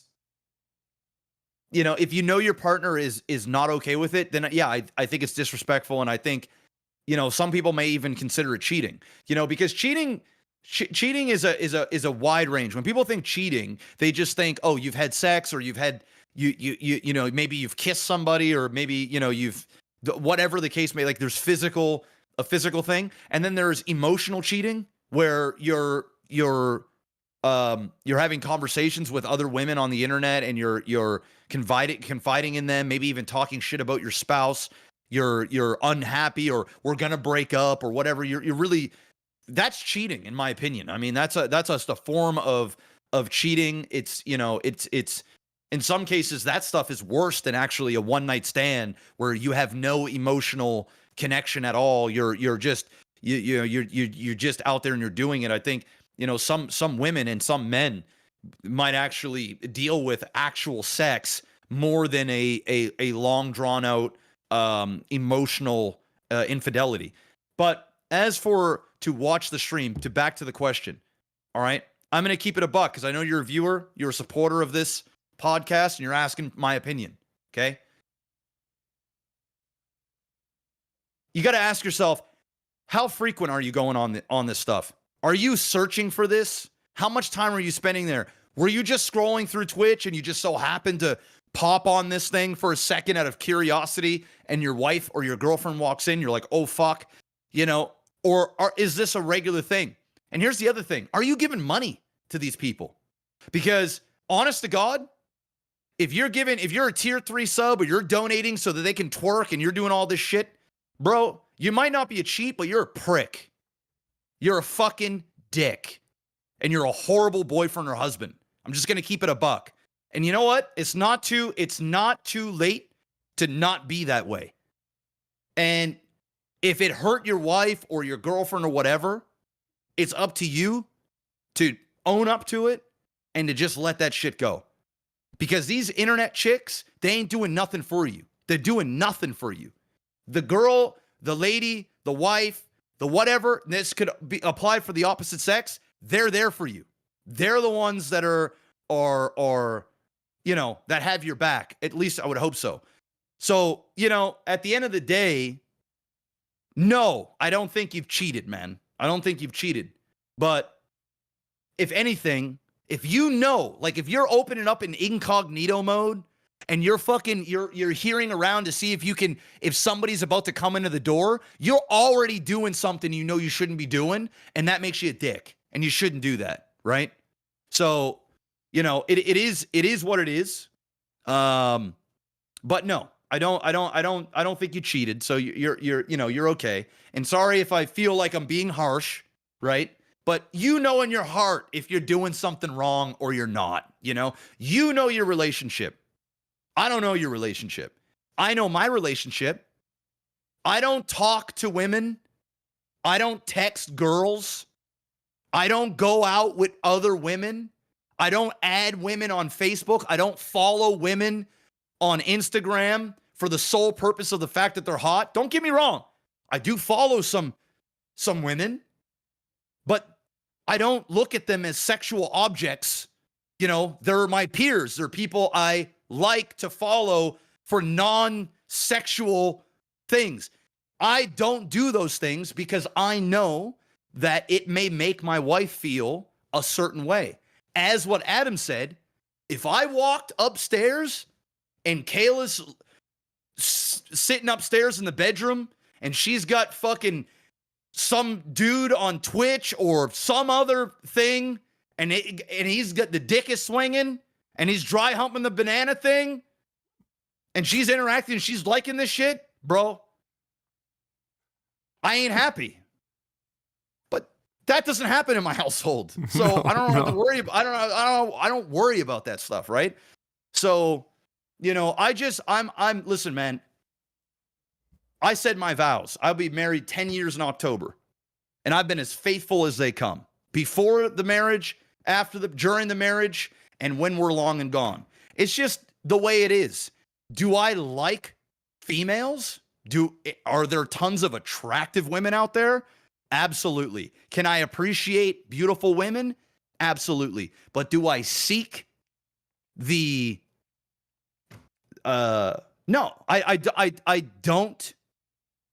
I don't partake in that stuff because I have a wife at home that can, you know, fulfill all of the things that I desire. You know, I don't need to go out there and try and get that somewhere else. So, you know, my thing is, bro, don't beat yourself up too bad about it. We're all dudes, man. Trust me. I've been on those streams myself. I have been on those streams, but I've been on those streams for the memes. I'm not on those streams stroking one off and I'm never on there for more than about 15 to 30 seconds tops. And I just never go there anyway. But it's just sometimes you just see it and go, what the fuck is going on here? Oh my God. I'm guilty as charged of that. But I'm not going there to, you know, to partake or to support that. With that being said, if there's dudes out there that support that type of content and stuff like that, all the power to you. You're not a bad person. But I think if you're in a committed relationship, you have to understand your relationship and you know in your heart what is cheating or what is infidelity of some sort and what isn't. So it's a gray area, but I stay strong on how I am because if not, I have to be like that, bro. I used to be a different type of guy in my younger years, man. I have to have those hard lines because if I cross those lines, man, you know, I'm a dude. Men are men. Men are men. They just are. You got to check yourself. Before you wreck yourself? Before you wreck yourself or your girl wrecks you. I mean, it's one of the two. It's one of the two. One's going to happen. It's probably the latter. She gonna wreck you. You know? And I just don't want my wife to feel inadequate or insecure or feel like she isn't doing it for me. I don't want her to feel that way because it's not true. There you have it. There's your answer. Stop looking at Amaranth streams. Zonix! Can you please talk about Dune 2 with spoilers? No, because I haven't seen it yet. My schedule did not line up this week to see it. We're trying to get in this coming week. You better. We're fucking better, bro. We're working at it. Both of us want to see it. We just didn't have anything that lined up this week. Oh, the Jubinator. YouTube randomly suggested a video to me from GameCode TV of Adam interviewing Jeff. Oh man, GameCode era. That was a hot minute. That's old school. That is old school. I didn't know Adam had a side thing going on back then. Are there any other side projects, video games, movies, etc., either of you have done in the past? Also, is Jeff's first playthrough of PlayStation 3 Shadow of the Colossus gone forever? I thought that was still on your channel. No, it's still up there. It's up there. It's up there on your Maximus Black. Maximus Black. Yeah. YouTube.com/Maximus Black. Just go under the playlists, and there should be a Shadow of Colossus playlist. The whole thing should be up there. Yeah. As for other stuff, like that GameCode thing, that was a serendipitous meme where our local, not local, but the government decided that TV and internet service providers, after they hit a certain amount of subscriptions in a given province, had to provide local television like productions, basically, like local cable, like think Wayne's World type shit. And so they had a budget that they had to spend for that, and then people were pitching ideas to them for these shows to become a thing, and eventually the guy that Jeff and I worked for when it came to Frag for Cancer all those years ago approached me at the time to ask if I wanted to host this show that he had an idea for. He was going to pitch to Bell Alliant, and that's what the GameCode was basically that. I was on the show, I think it was 3 seasons, where we did, various things, various formats. The first, you'll definitely be able to tell the difference between season 1 and season 3. Season 1 was like, more guerrilla, shoot wherever you can get a camera kind of a situation. Marky Mark actually was our cameraman in season one for that show. Yep. And so that was quite a time. It was fun. It was interesting. I got to meet a lot of interesting people. Of course, we had to get the meme where I interviewed Jeff on the show, some sort of meta fourth wall breaking interview that we did. That was during season 2 or 3. And Babyface, both of us. We watched those videos actually 2 weeks ago on stream. I dug them up. I was watching them. That happened. Like it was suggested. It was the same thing happened to me. I was watching YouTube videos, and then that cropped up, and I was like, oh fuck. And then of course down that rabbit hole we went. And so there was that interview with you, and then there was another one. There was actually 2 of them with you. One was in the studio, and then one was at an event in New Brunswick where I think it was the one in New Brunswick, where you were playing in the Starcraft portion of this event in New Brunswick. Oh, no, that was here. That was here. That was at Dal. Was that here? That was here. It was, okay. Did we commentate there too? No, that's... Was I wearing a blue checkered shirt? Oh, God. I can't remember that specifically. I thought it was because I thought it was at the same event that the rest of the episode was at, which was in New Brunswick. I don't remember. Maybe not. It could be 2 different episodes. I'm conflating in my mind. But either way, no, it was a good time. Like I said, did it for 3 seasons before I passed the torch, and I think they ran it for 1 or 2 seasons after that. But they reduced like the number of episodes and whatnot. But like I said, I got to meet a lot of interesting people. I got to interview Garrett Wong from Star Trek, who's plays Harry Kim in Voyager, and I got to interview. More anime fans and Power Rangers fans would know Johnny Young Bosch. I got to interview him as well, and it was a really almost fever dream. Like I think back to that, it was such a weird, random. It was Live TV was happening at the same time, kind of a moment. It was definitely very interesting. Fox saying takes a drink, because the running gag on my stream, whenever that show gets brought up, I always talk about how hard Johnny Young Bosch was to interview. Garrett Wong was super easy. Like he was a guy that you'd ask one question and then he'd ran the rest. It was like you watch late night shows and some guests you have to like walk them the whole way through, or they're super cold and it's like really hard to get anything going. Short answers. Yes, no. Yeah, like a yes/no answer. And so that's a running gag that I just like constantly, because Garrett, I like ask a question, he'd go on for fucking ever. Like we had to cut shit from that one. Johnny Young Bosch, we definitely did. We had to extend that as long as possible. I couldn't get a lot out of him. In fairness to him, I think some of it was for Johnny. He was like, "Where the fuck am I? I'm in the fucking boonies," because this was during like HowlCon. He's like, "I'm in the fucking boonies." I think he's tired.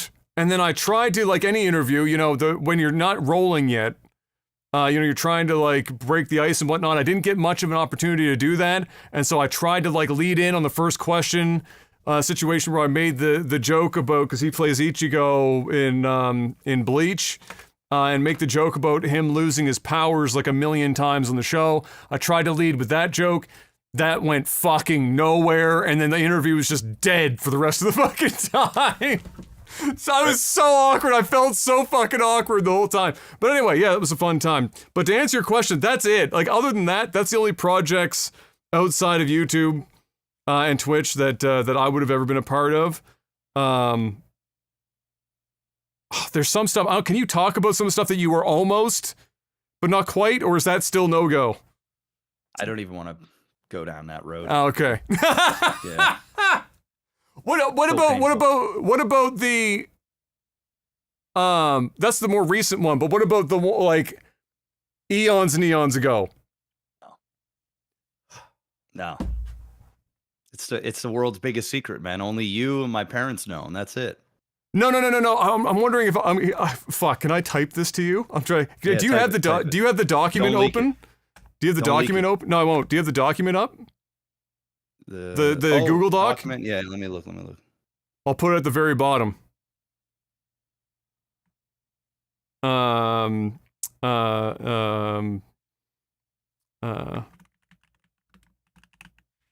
Oh yeah, no, that's fine. Yeah. I don't care about that. So that's But what I was saying. The one before. Yeah, I wasn't. That was this one's long. Yeah.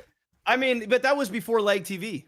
That was before all. Yeah, of but it. that's what he's asking if there was anything other than Lag TV that we had been a part of that was like a TV or a movie thing or some other. Okay, yeah. No, I was on Canadian Idol. I was on Canadian Idol season 2. Yes. I made it through 4 rounds and then I got kicked. But unfortunately, like I was in that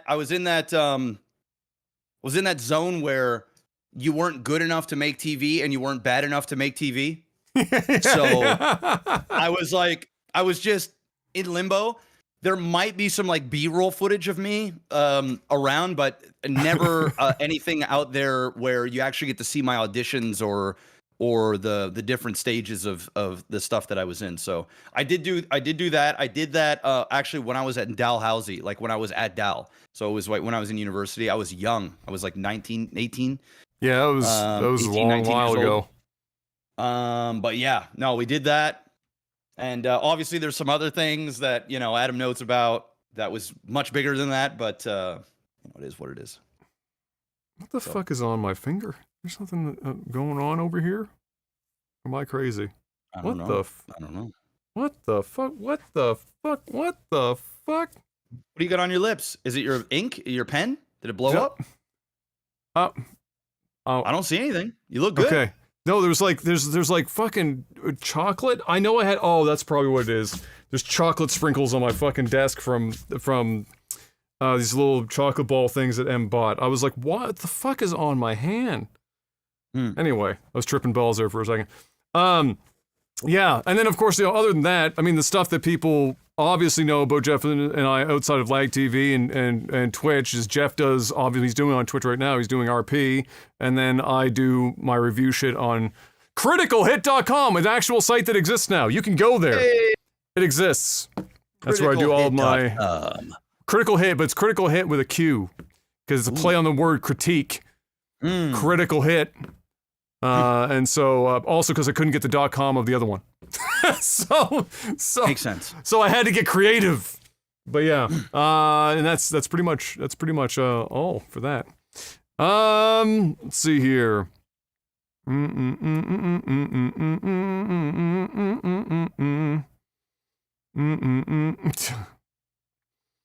Well, this is short and sweet. I know my answer is anyway. Theta asks, how long do you think it will be before Blizzard turns StarCraft into a busted mobile game that's riddled with microtransactions?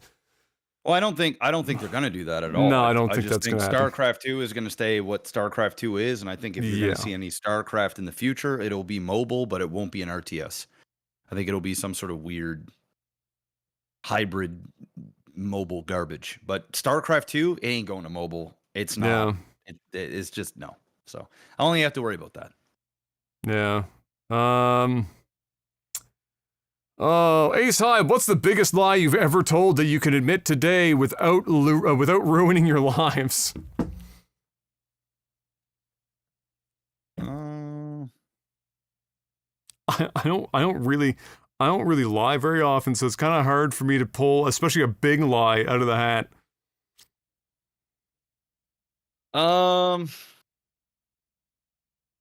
Yeah, I can't really think of any big lies. Trying to think. I was really young. I'm trying to think of.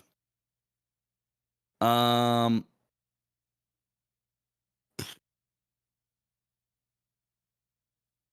don't know. I'm not much of a liar, and especially in my adult years, like maybe when I was like a teenager and stuff, I probably did some fibbing back then, but I can't really think of anything off the top of my head. Unfortunately, I don't think I can come up with anything off the top of my head either. I really don't. Like I've almost never.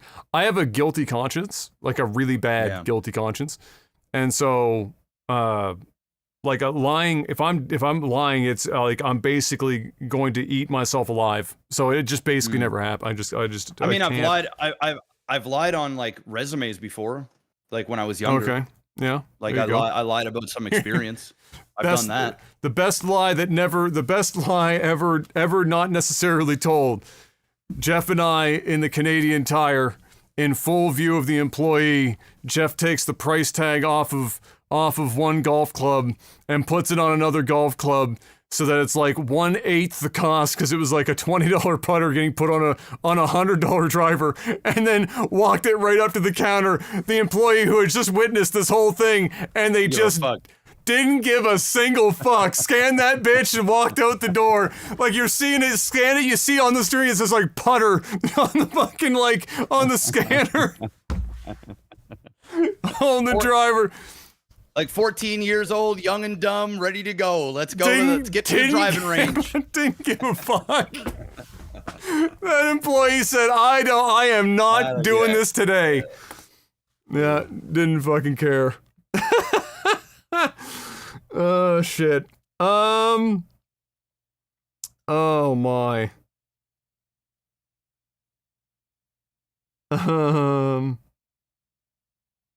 I don't think that's changed. Oh,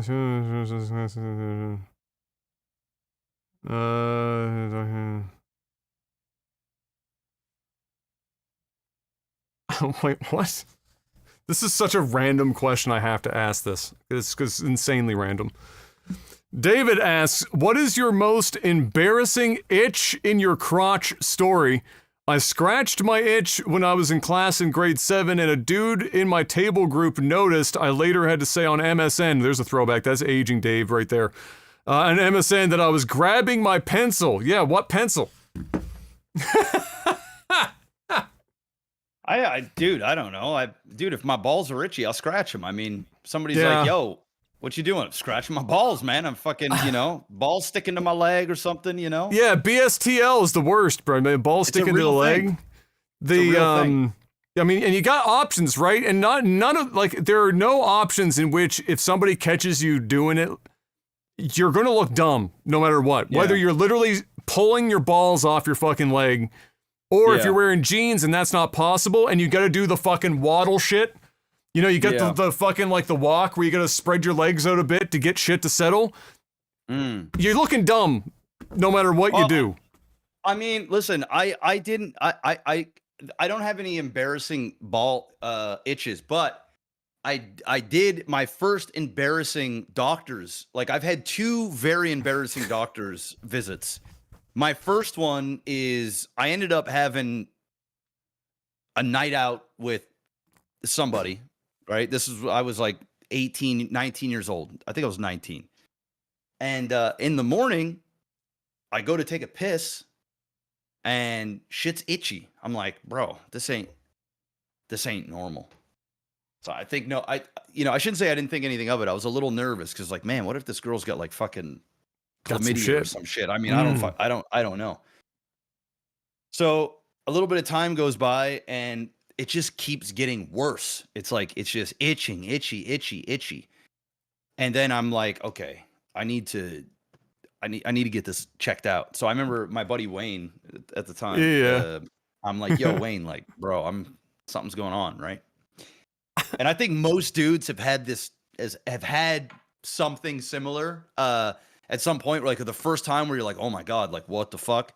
So anyway, I go to the doctors. I go to a walk-in clinic, right? And because I was too embarrassed to go to my actual doctor. I'm like, dude, I'm not going to my doctor that I've been seeing since I was like since I was a kid.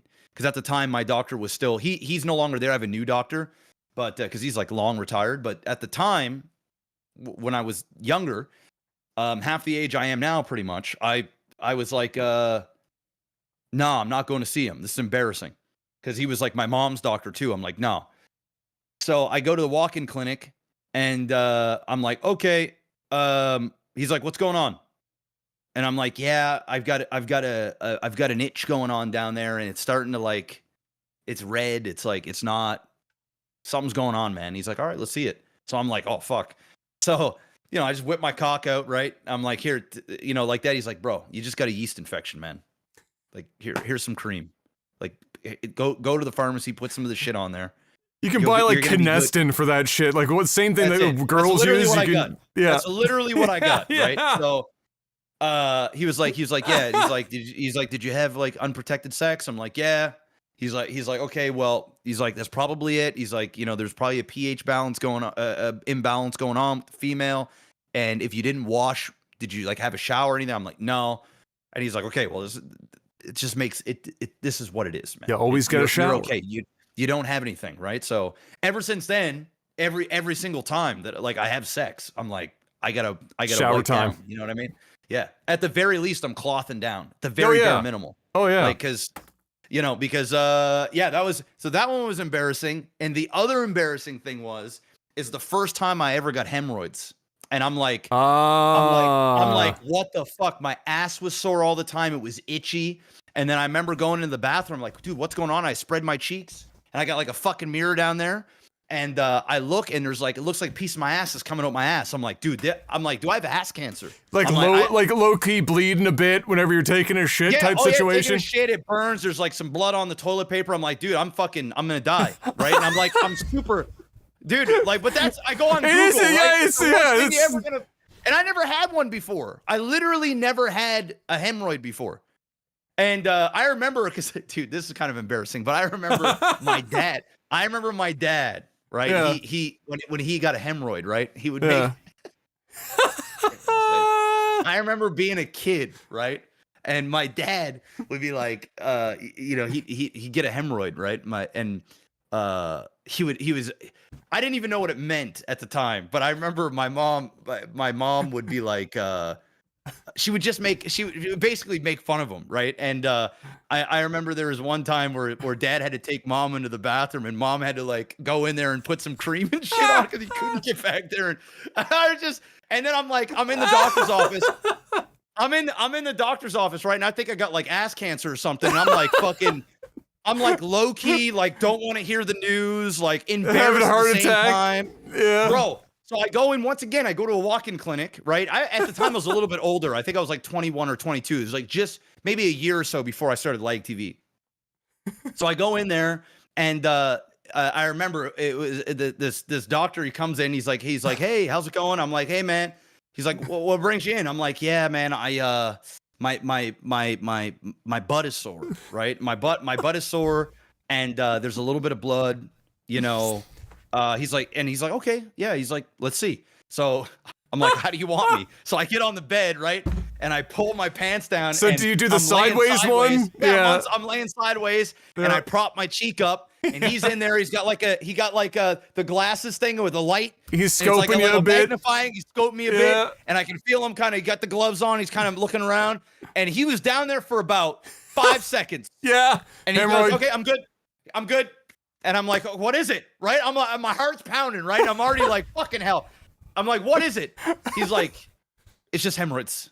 He's like, I'm like, that's it? It's hemorrhoids? And I'm thinking to myself, oh, this is the thing my dad had. Because I didn't even know what it meant at the time, right? And I always saw in the movies where people make fun of people with hemorrhoids. It was like, hemorrhoids, this.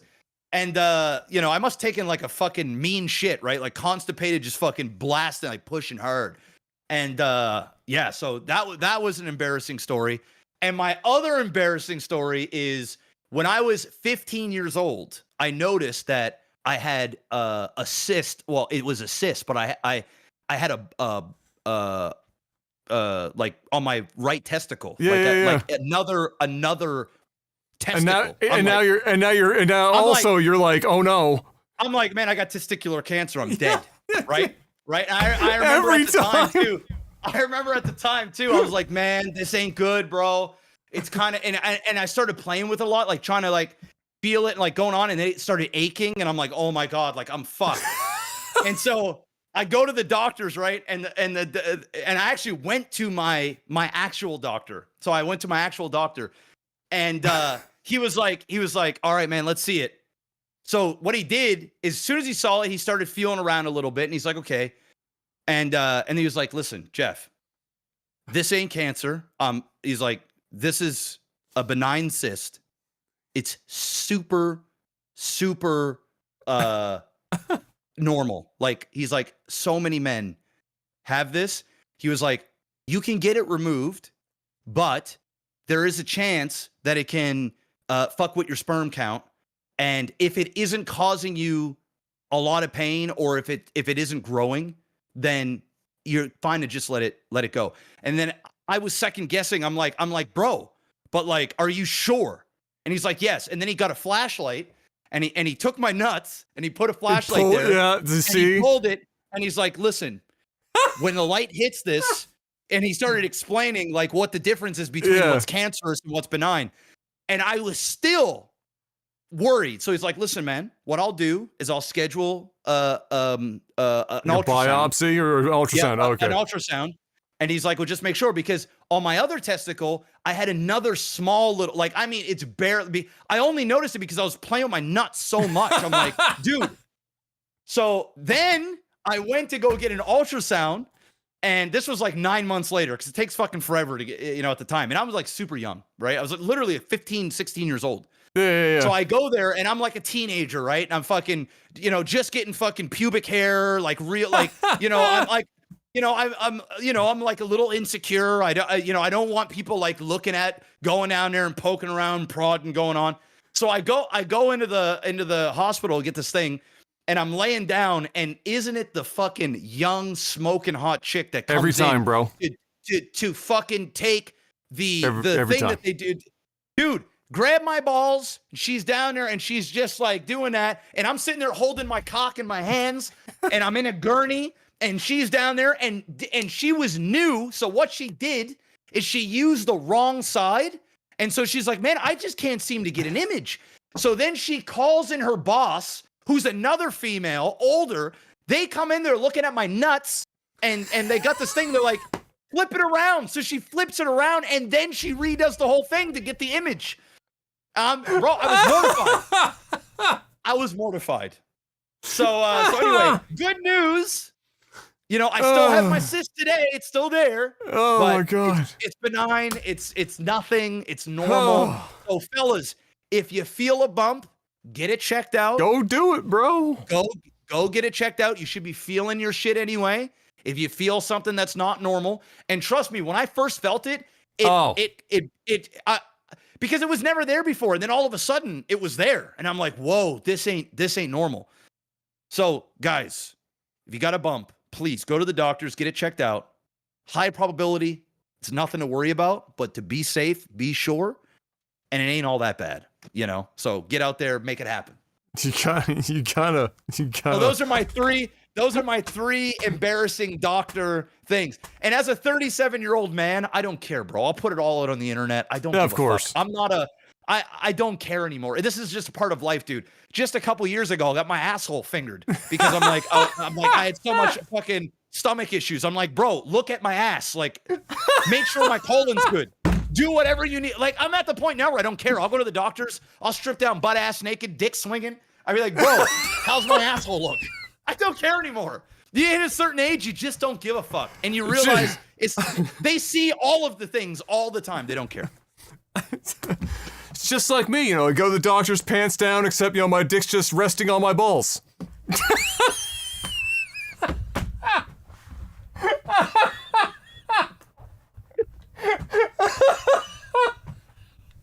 Sitting there on the nuts. Just sitting there. Just like this. Just. Doc. Yo, Doc. Oh, God. Oh, good time to raid. Welcome. You just missed all Jeff's good shit, but you got there for the joke anyway.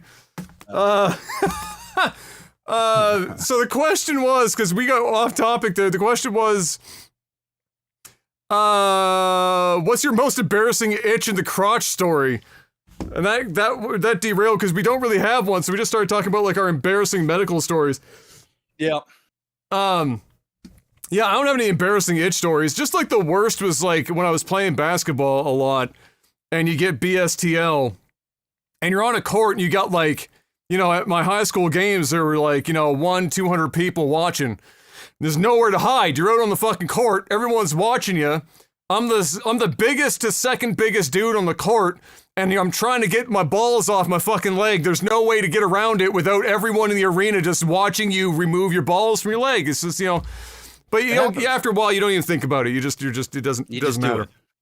And so, yeah, I mean, embarrassing medical shit. I mean, everyone knows about the rainbow testicle story at this point. Ran into the back of the car, checking my bike gears, fucked my left testicle up like nobody's business. Ended up like actually fucking that testicle up. Ended up similar story to Jeff, around the same age. Like I developed, except for different reasons, I developed in that side varicose veins. So that left side didn't develop because I fucked it, and it didn't develop. All the varicose veins were there, so the blood didn't get there to help this little bastard grow like my right side, which can happen apparently even without trauma, like I had. In 1 in every 7 men, apparently. That happens to one side or the other. So, I had no idea about that, and it's almost always the left side. But the trauma, the doctor said, probably didn't fucking help your case. But I remember when I first went in, and they set up a specialist for me to go in. So other than the fact that, like, the day when I went into the hospital, like, the day after it happened, as I've told the story before, where also, similar situation, it was a young nurse that came in to do it. I'm like teenage guy. Mm-hmm. I'm not exactly looking for this to happen. My fucking left side's the size of a goddamn grapefruit. I'm all fucked up. It's 78 different shades of skin color it's not supposed to be. And everyone's looking, but it was the day where they had all of the nurses that were like coming in through the system. So they asked my parents if they was okay, and they asked me if they, they could come in and show like a little show and tell. And at that point I said, sure, the more the merrier. And so there were like 8 to 10 nurses in the room. 14-year-old Adam or whatever, dick resting on balls. Especially at that point, that ball was fucking just a baseball in my fucking pants. Everyone looking, they had clipboards and shit, just like fucking writing shit down as the doctor was describing what was going on. I was just standing there for 15 minutes.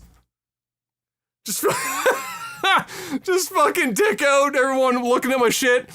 And then eventually I had to go to a specialist a couple years later when the varicose veins developed. And I'm on the table. This time it's a dude, though. And I was like, that's no better. I was like, that really, honestly, at that point, I was like, I probably would have preferred a female doing the shit.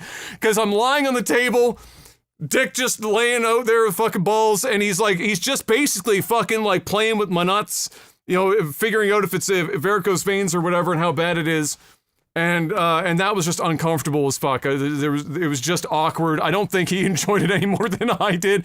And then when we were sitting down, he was describing it to me. He was like, yeah, so it's varicose veins. That side's not going to develop fully. It's going to basically stay that way. It's the way it is. It's not going to do anything bad. It's going to always be kind of fucked up on that side, but you'll be fine. Go have fun. It was a great, awesome, amazing.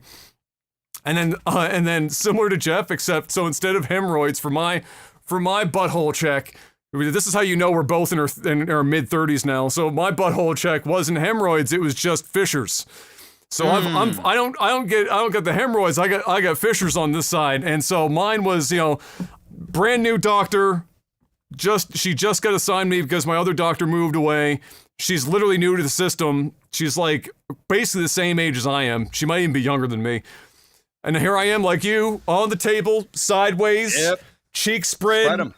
Fucking scope in, looking around my asshole, and I was like, "Oh my god, what?" Yeah. But now that it's done, like you, bro, you don't care anymore, bro. I don't care anymore. Are we sure you don't want to finger my asshole right now? Are you positive that we don't need to do that? Like, you stop caring. I actually, I have gone through so much like embarrassing doctor shit over the years that as a man, a lot of us are always like. Feeling like, oh man, why, or the day that I have to go get my asshole checked, when I turn 40, everybody, it's always a joke in the movies, everything, like getting that prostate exam. But I had dealt with so much shit that at that point, I didn't even care. Yeah. I didn't care. When I went in there to go finger my ass, I'm like, yeah, bro, I'll spread my cheek. It was a chick too. I'm like, yeah, spread him, put him in. Just a little bit of pressure. I was like, okay. She was in and out. She's like, everything feels fine, bro. You're good. Okay, thanks. Oh, shit. Anyway, there you go. Last question. Let's see. Jackie says or asks, what is one thing that you admire or like about each other and one thing you wish you could improve upon? Oh. Let's see. Say what? What is one thing that you admire or like about each other and one thing you wish you could improve on? This is 100%. This is definitely a woman asking this question. Hi, Jackie. I'm supposed to say what one thing that Adam can improve on? Yeah, what one thing you admire, one thing that I need to improve upon, and then I've got to give the same response for you. Wow.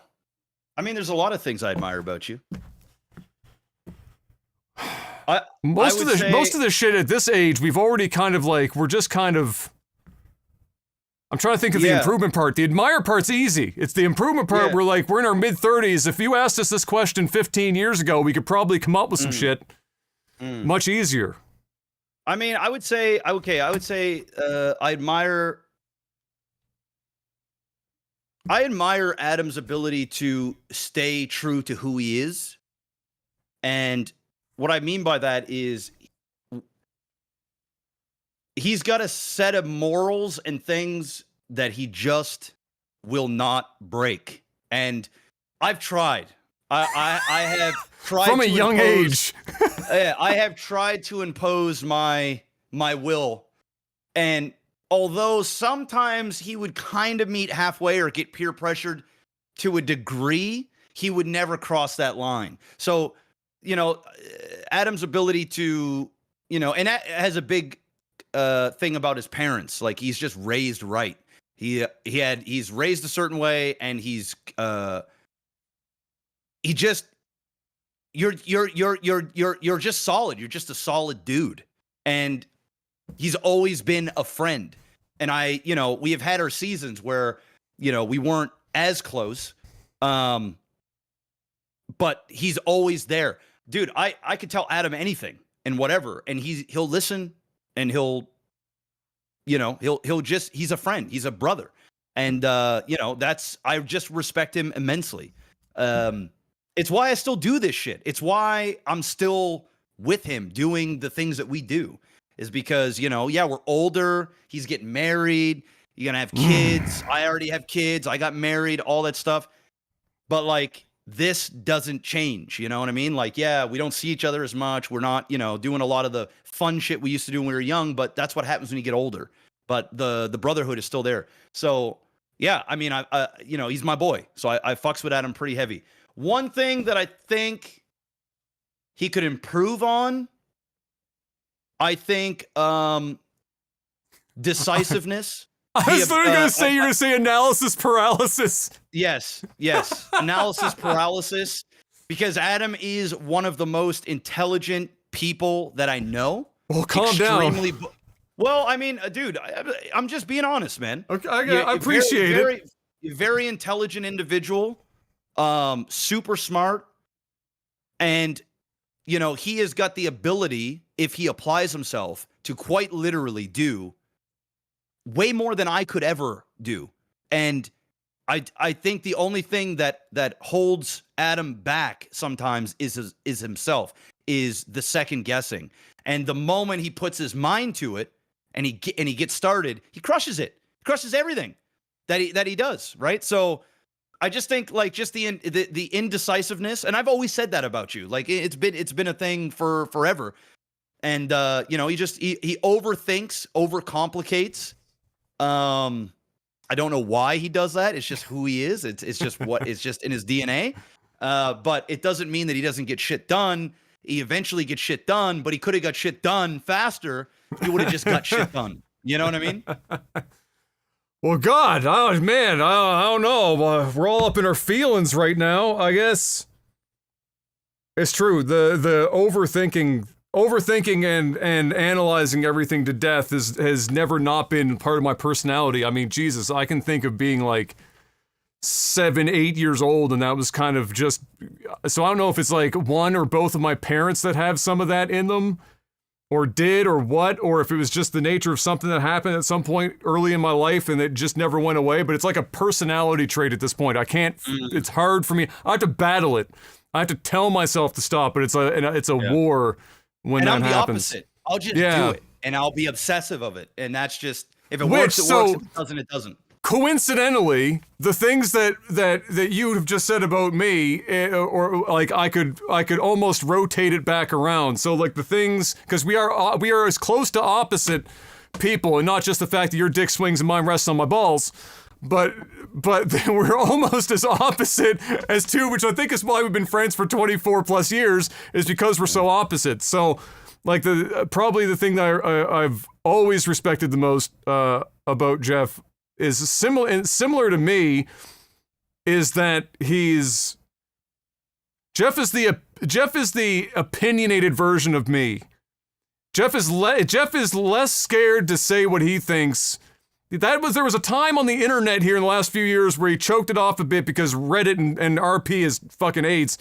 But for my entire life, if there's one thing that nobody could ever say about Jeff, is that he didn't always have the capacity to speak his mind, and he didn't really care what you thought about it, which is something that I wish that I could do more of, but I always struggled with, because I always overthink everything. I've always tried to be more amenable with people, a bit of a people pleaser in that regard.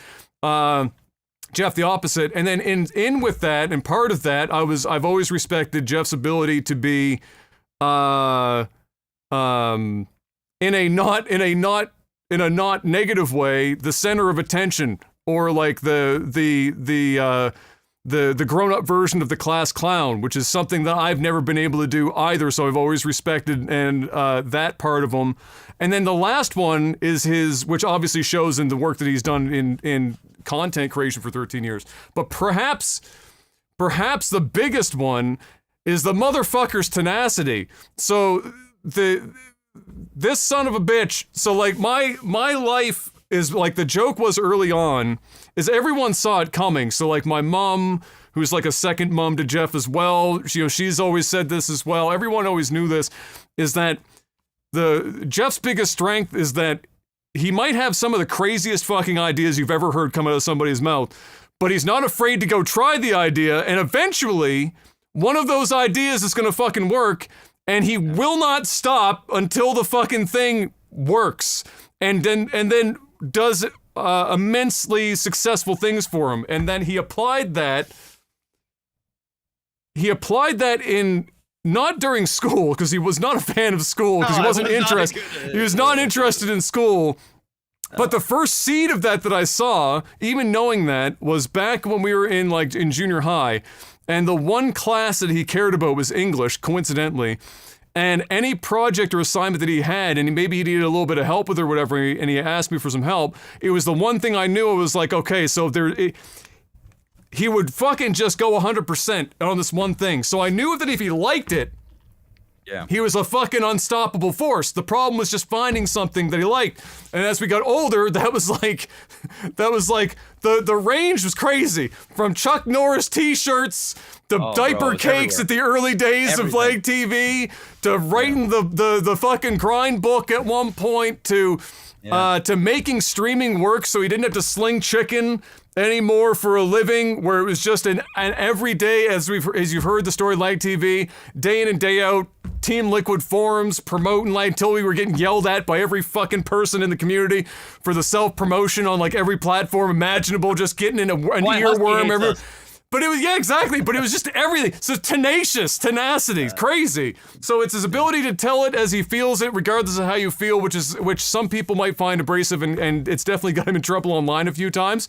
But I think it's respectable, because not everyone has the ability to do that. A lot of people will put a mask on and tell you something that you want to hear, or a slightly altered version of what you actually think, because it fits the situation better. And whereas Jeff has never been held back by that. And then just the raw fucking goddamn tenacity, which is how he is now a godforsaken real estate mogul at this point, after starting, honestly, late in the grand scheme of things, like the snowball effect out of like 2014, like the Genesis point with League of Legends and all that shit.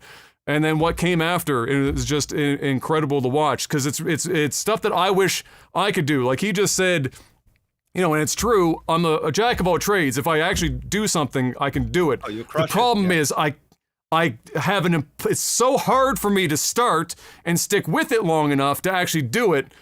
So like the mantra that I've always agreed with is just start it and go do it and eventually it will work has always been difficult for me because I can't get to that fucking point. Whereas I get to watch Jeff from the sidelines full send it into the fucking sun without a care in the world and just fucking crush it every time. So that's definitely the top 3 for me there. And Thank you. And then I would say, geez, God almighty, what the fuck on an improvement side of things? Fuck. I will say, okay, I will say this. I will say this. I already know what you're going to say. Okay, it's probably.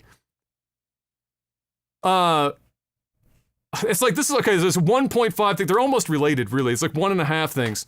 So the first thing is learning to put everything down to stop working is 100% the first one. Because so it's the yin and the yang of life, right? So whereas I have the ability more the capacity to recognize when I need to step away a bit more and understand that things are going to happen tomorrow and it doesn't have to happen today necessarily. Jeff is like the old adage of like the horse with blinders.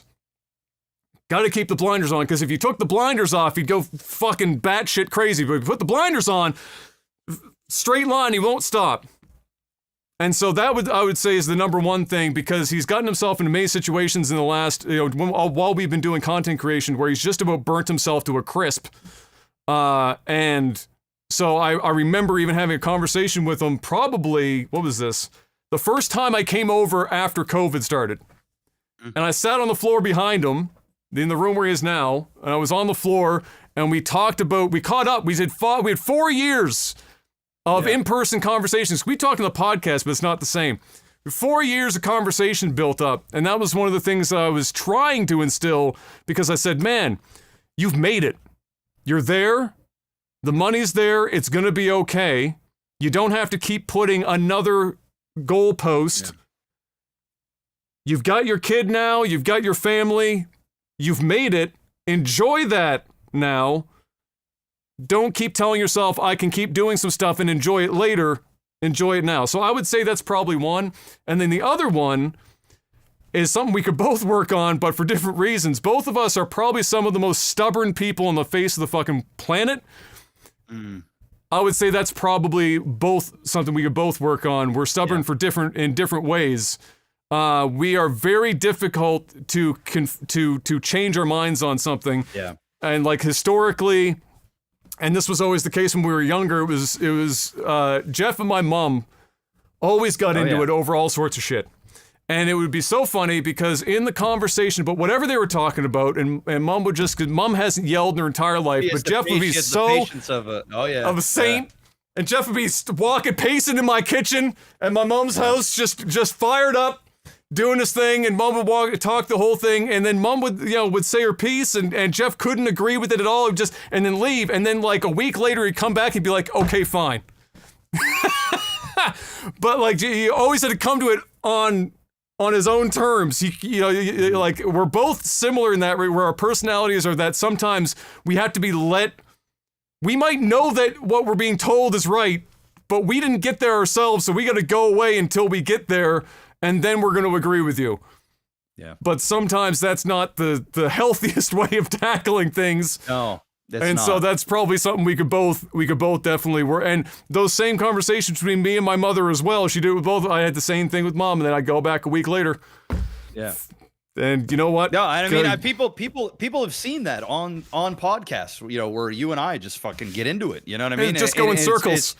It's just because, we're hard-headed, and I try.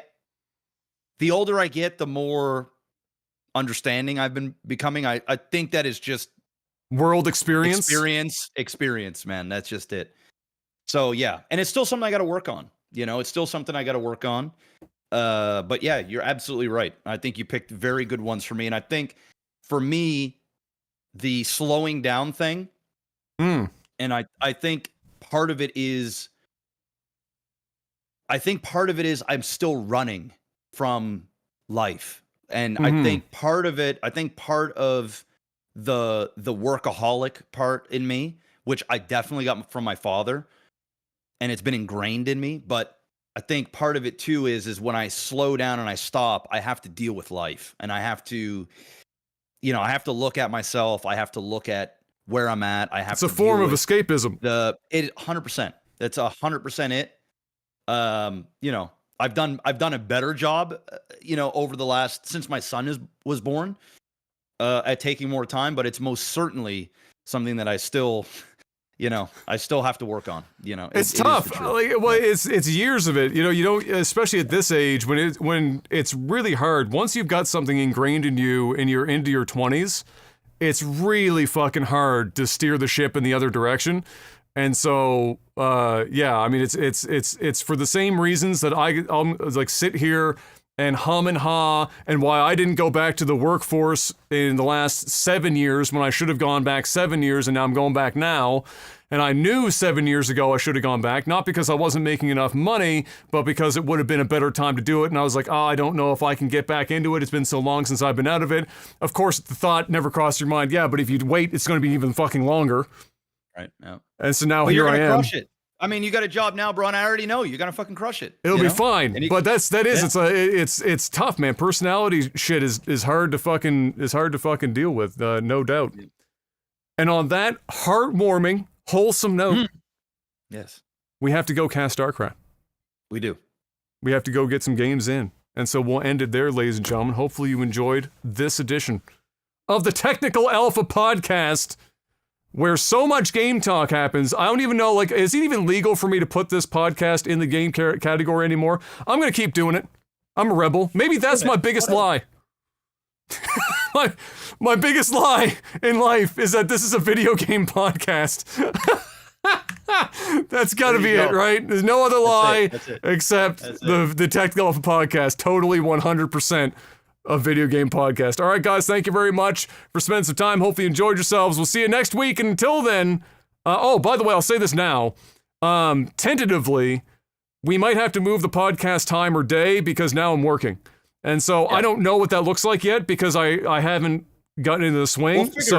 We'll figure it out, and then keep an eye on like the Patreon page and if you're on my Discord or whatever, or Jeff's, because he does some notifications. We'll make sure that you guys know. And let you guys know when that will happen. But until next week, peace. Peace.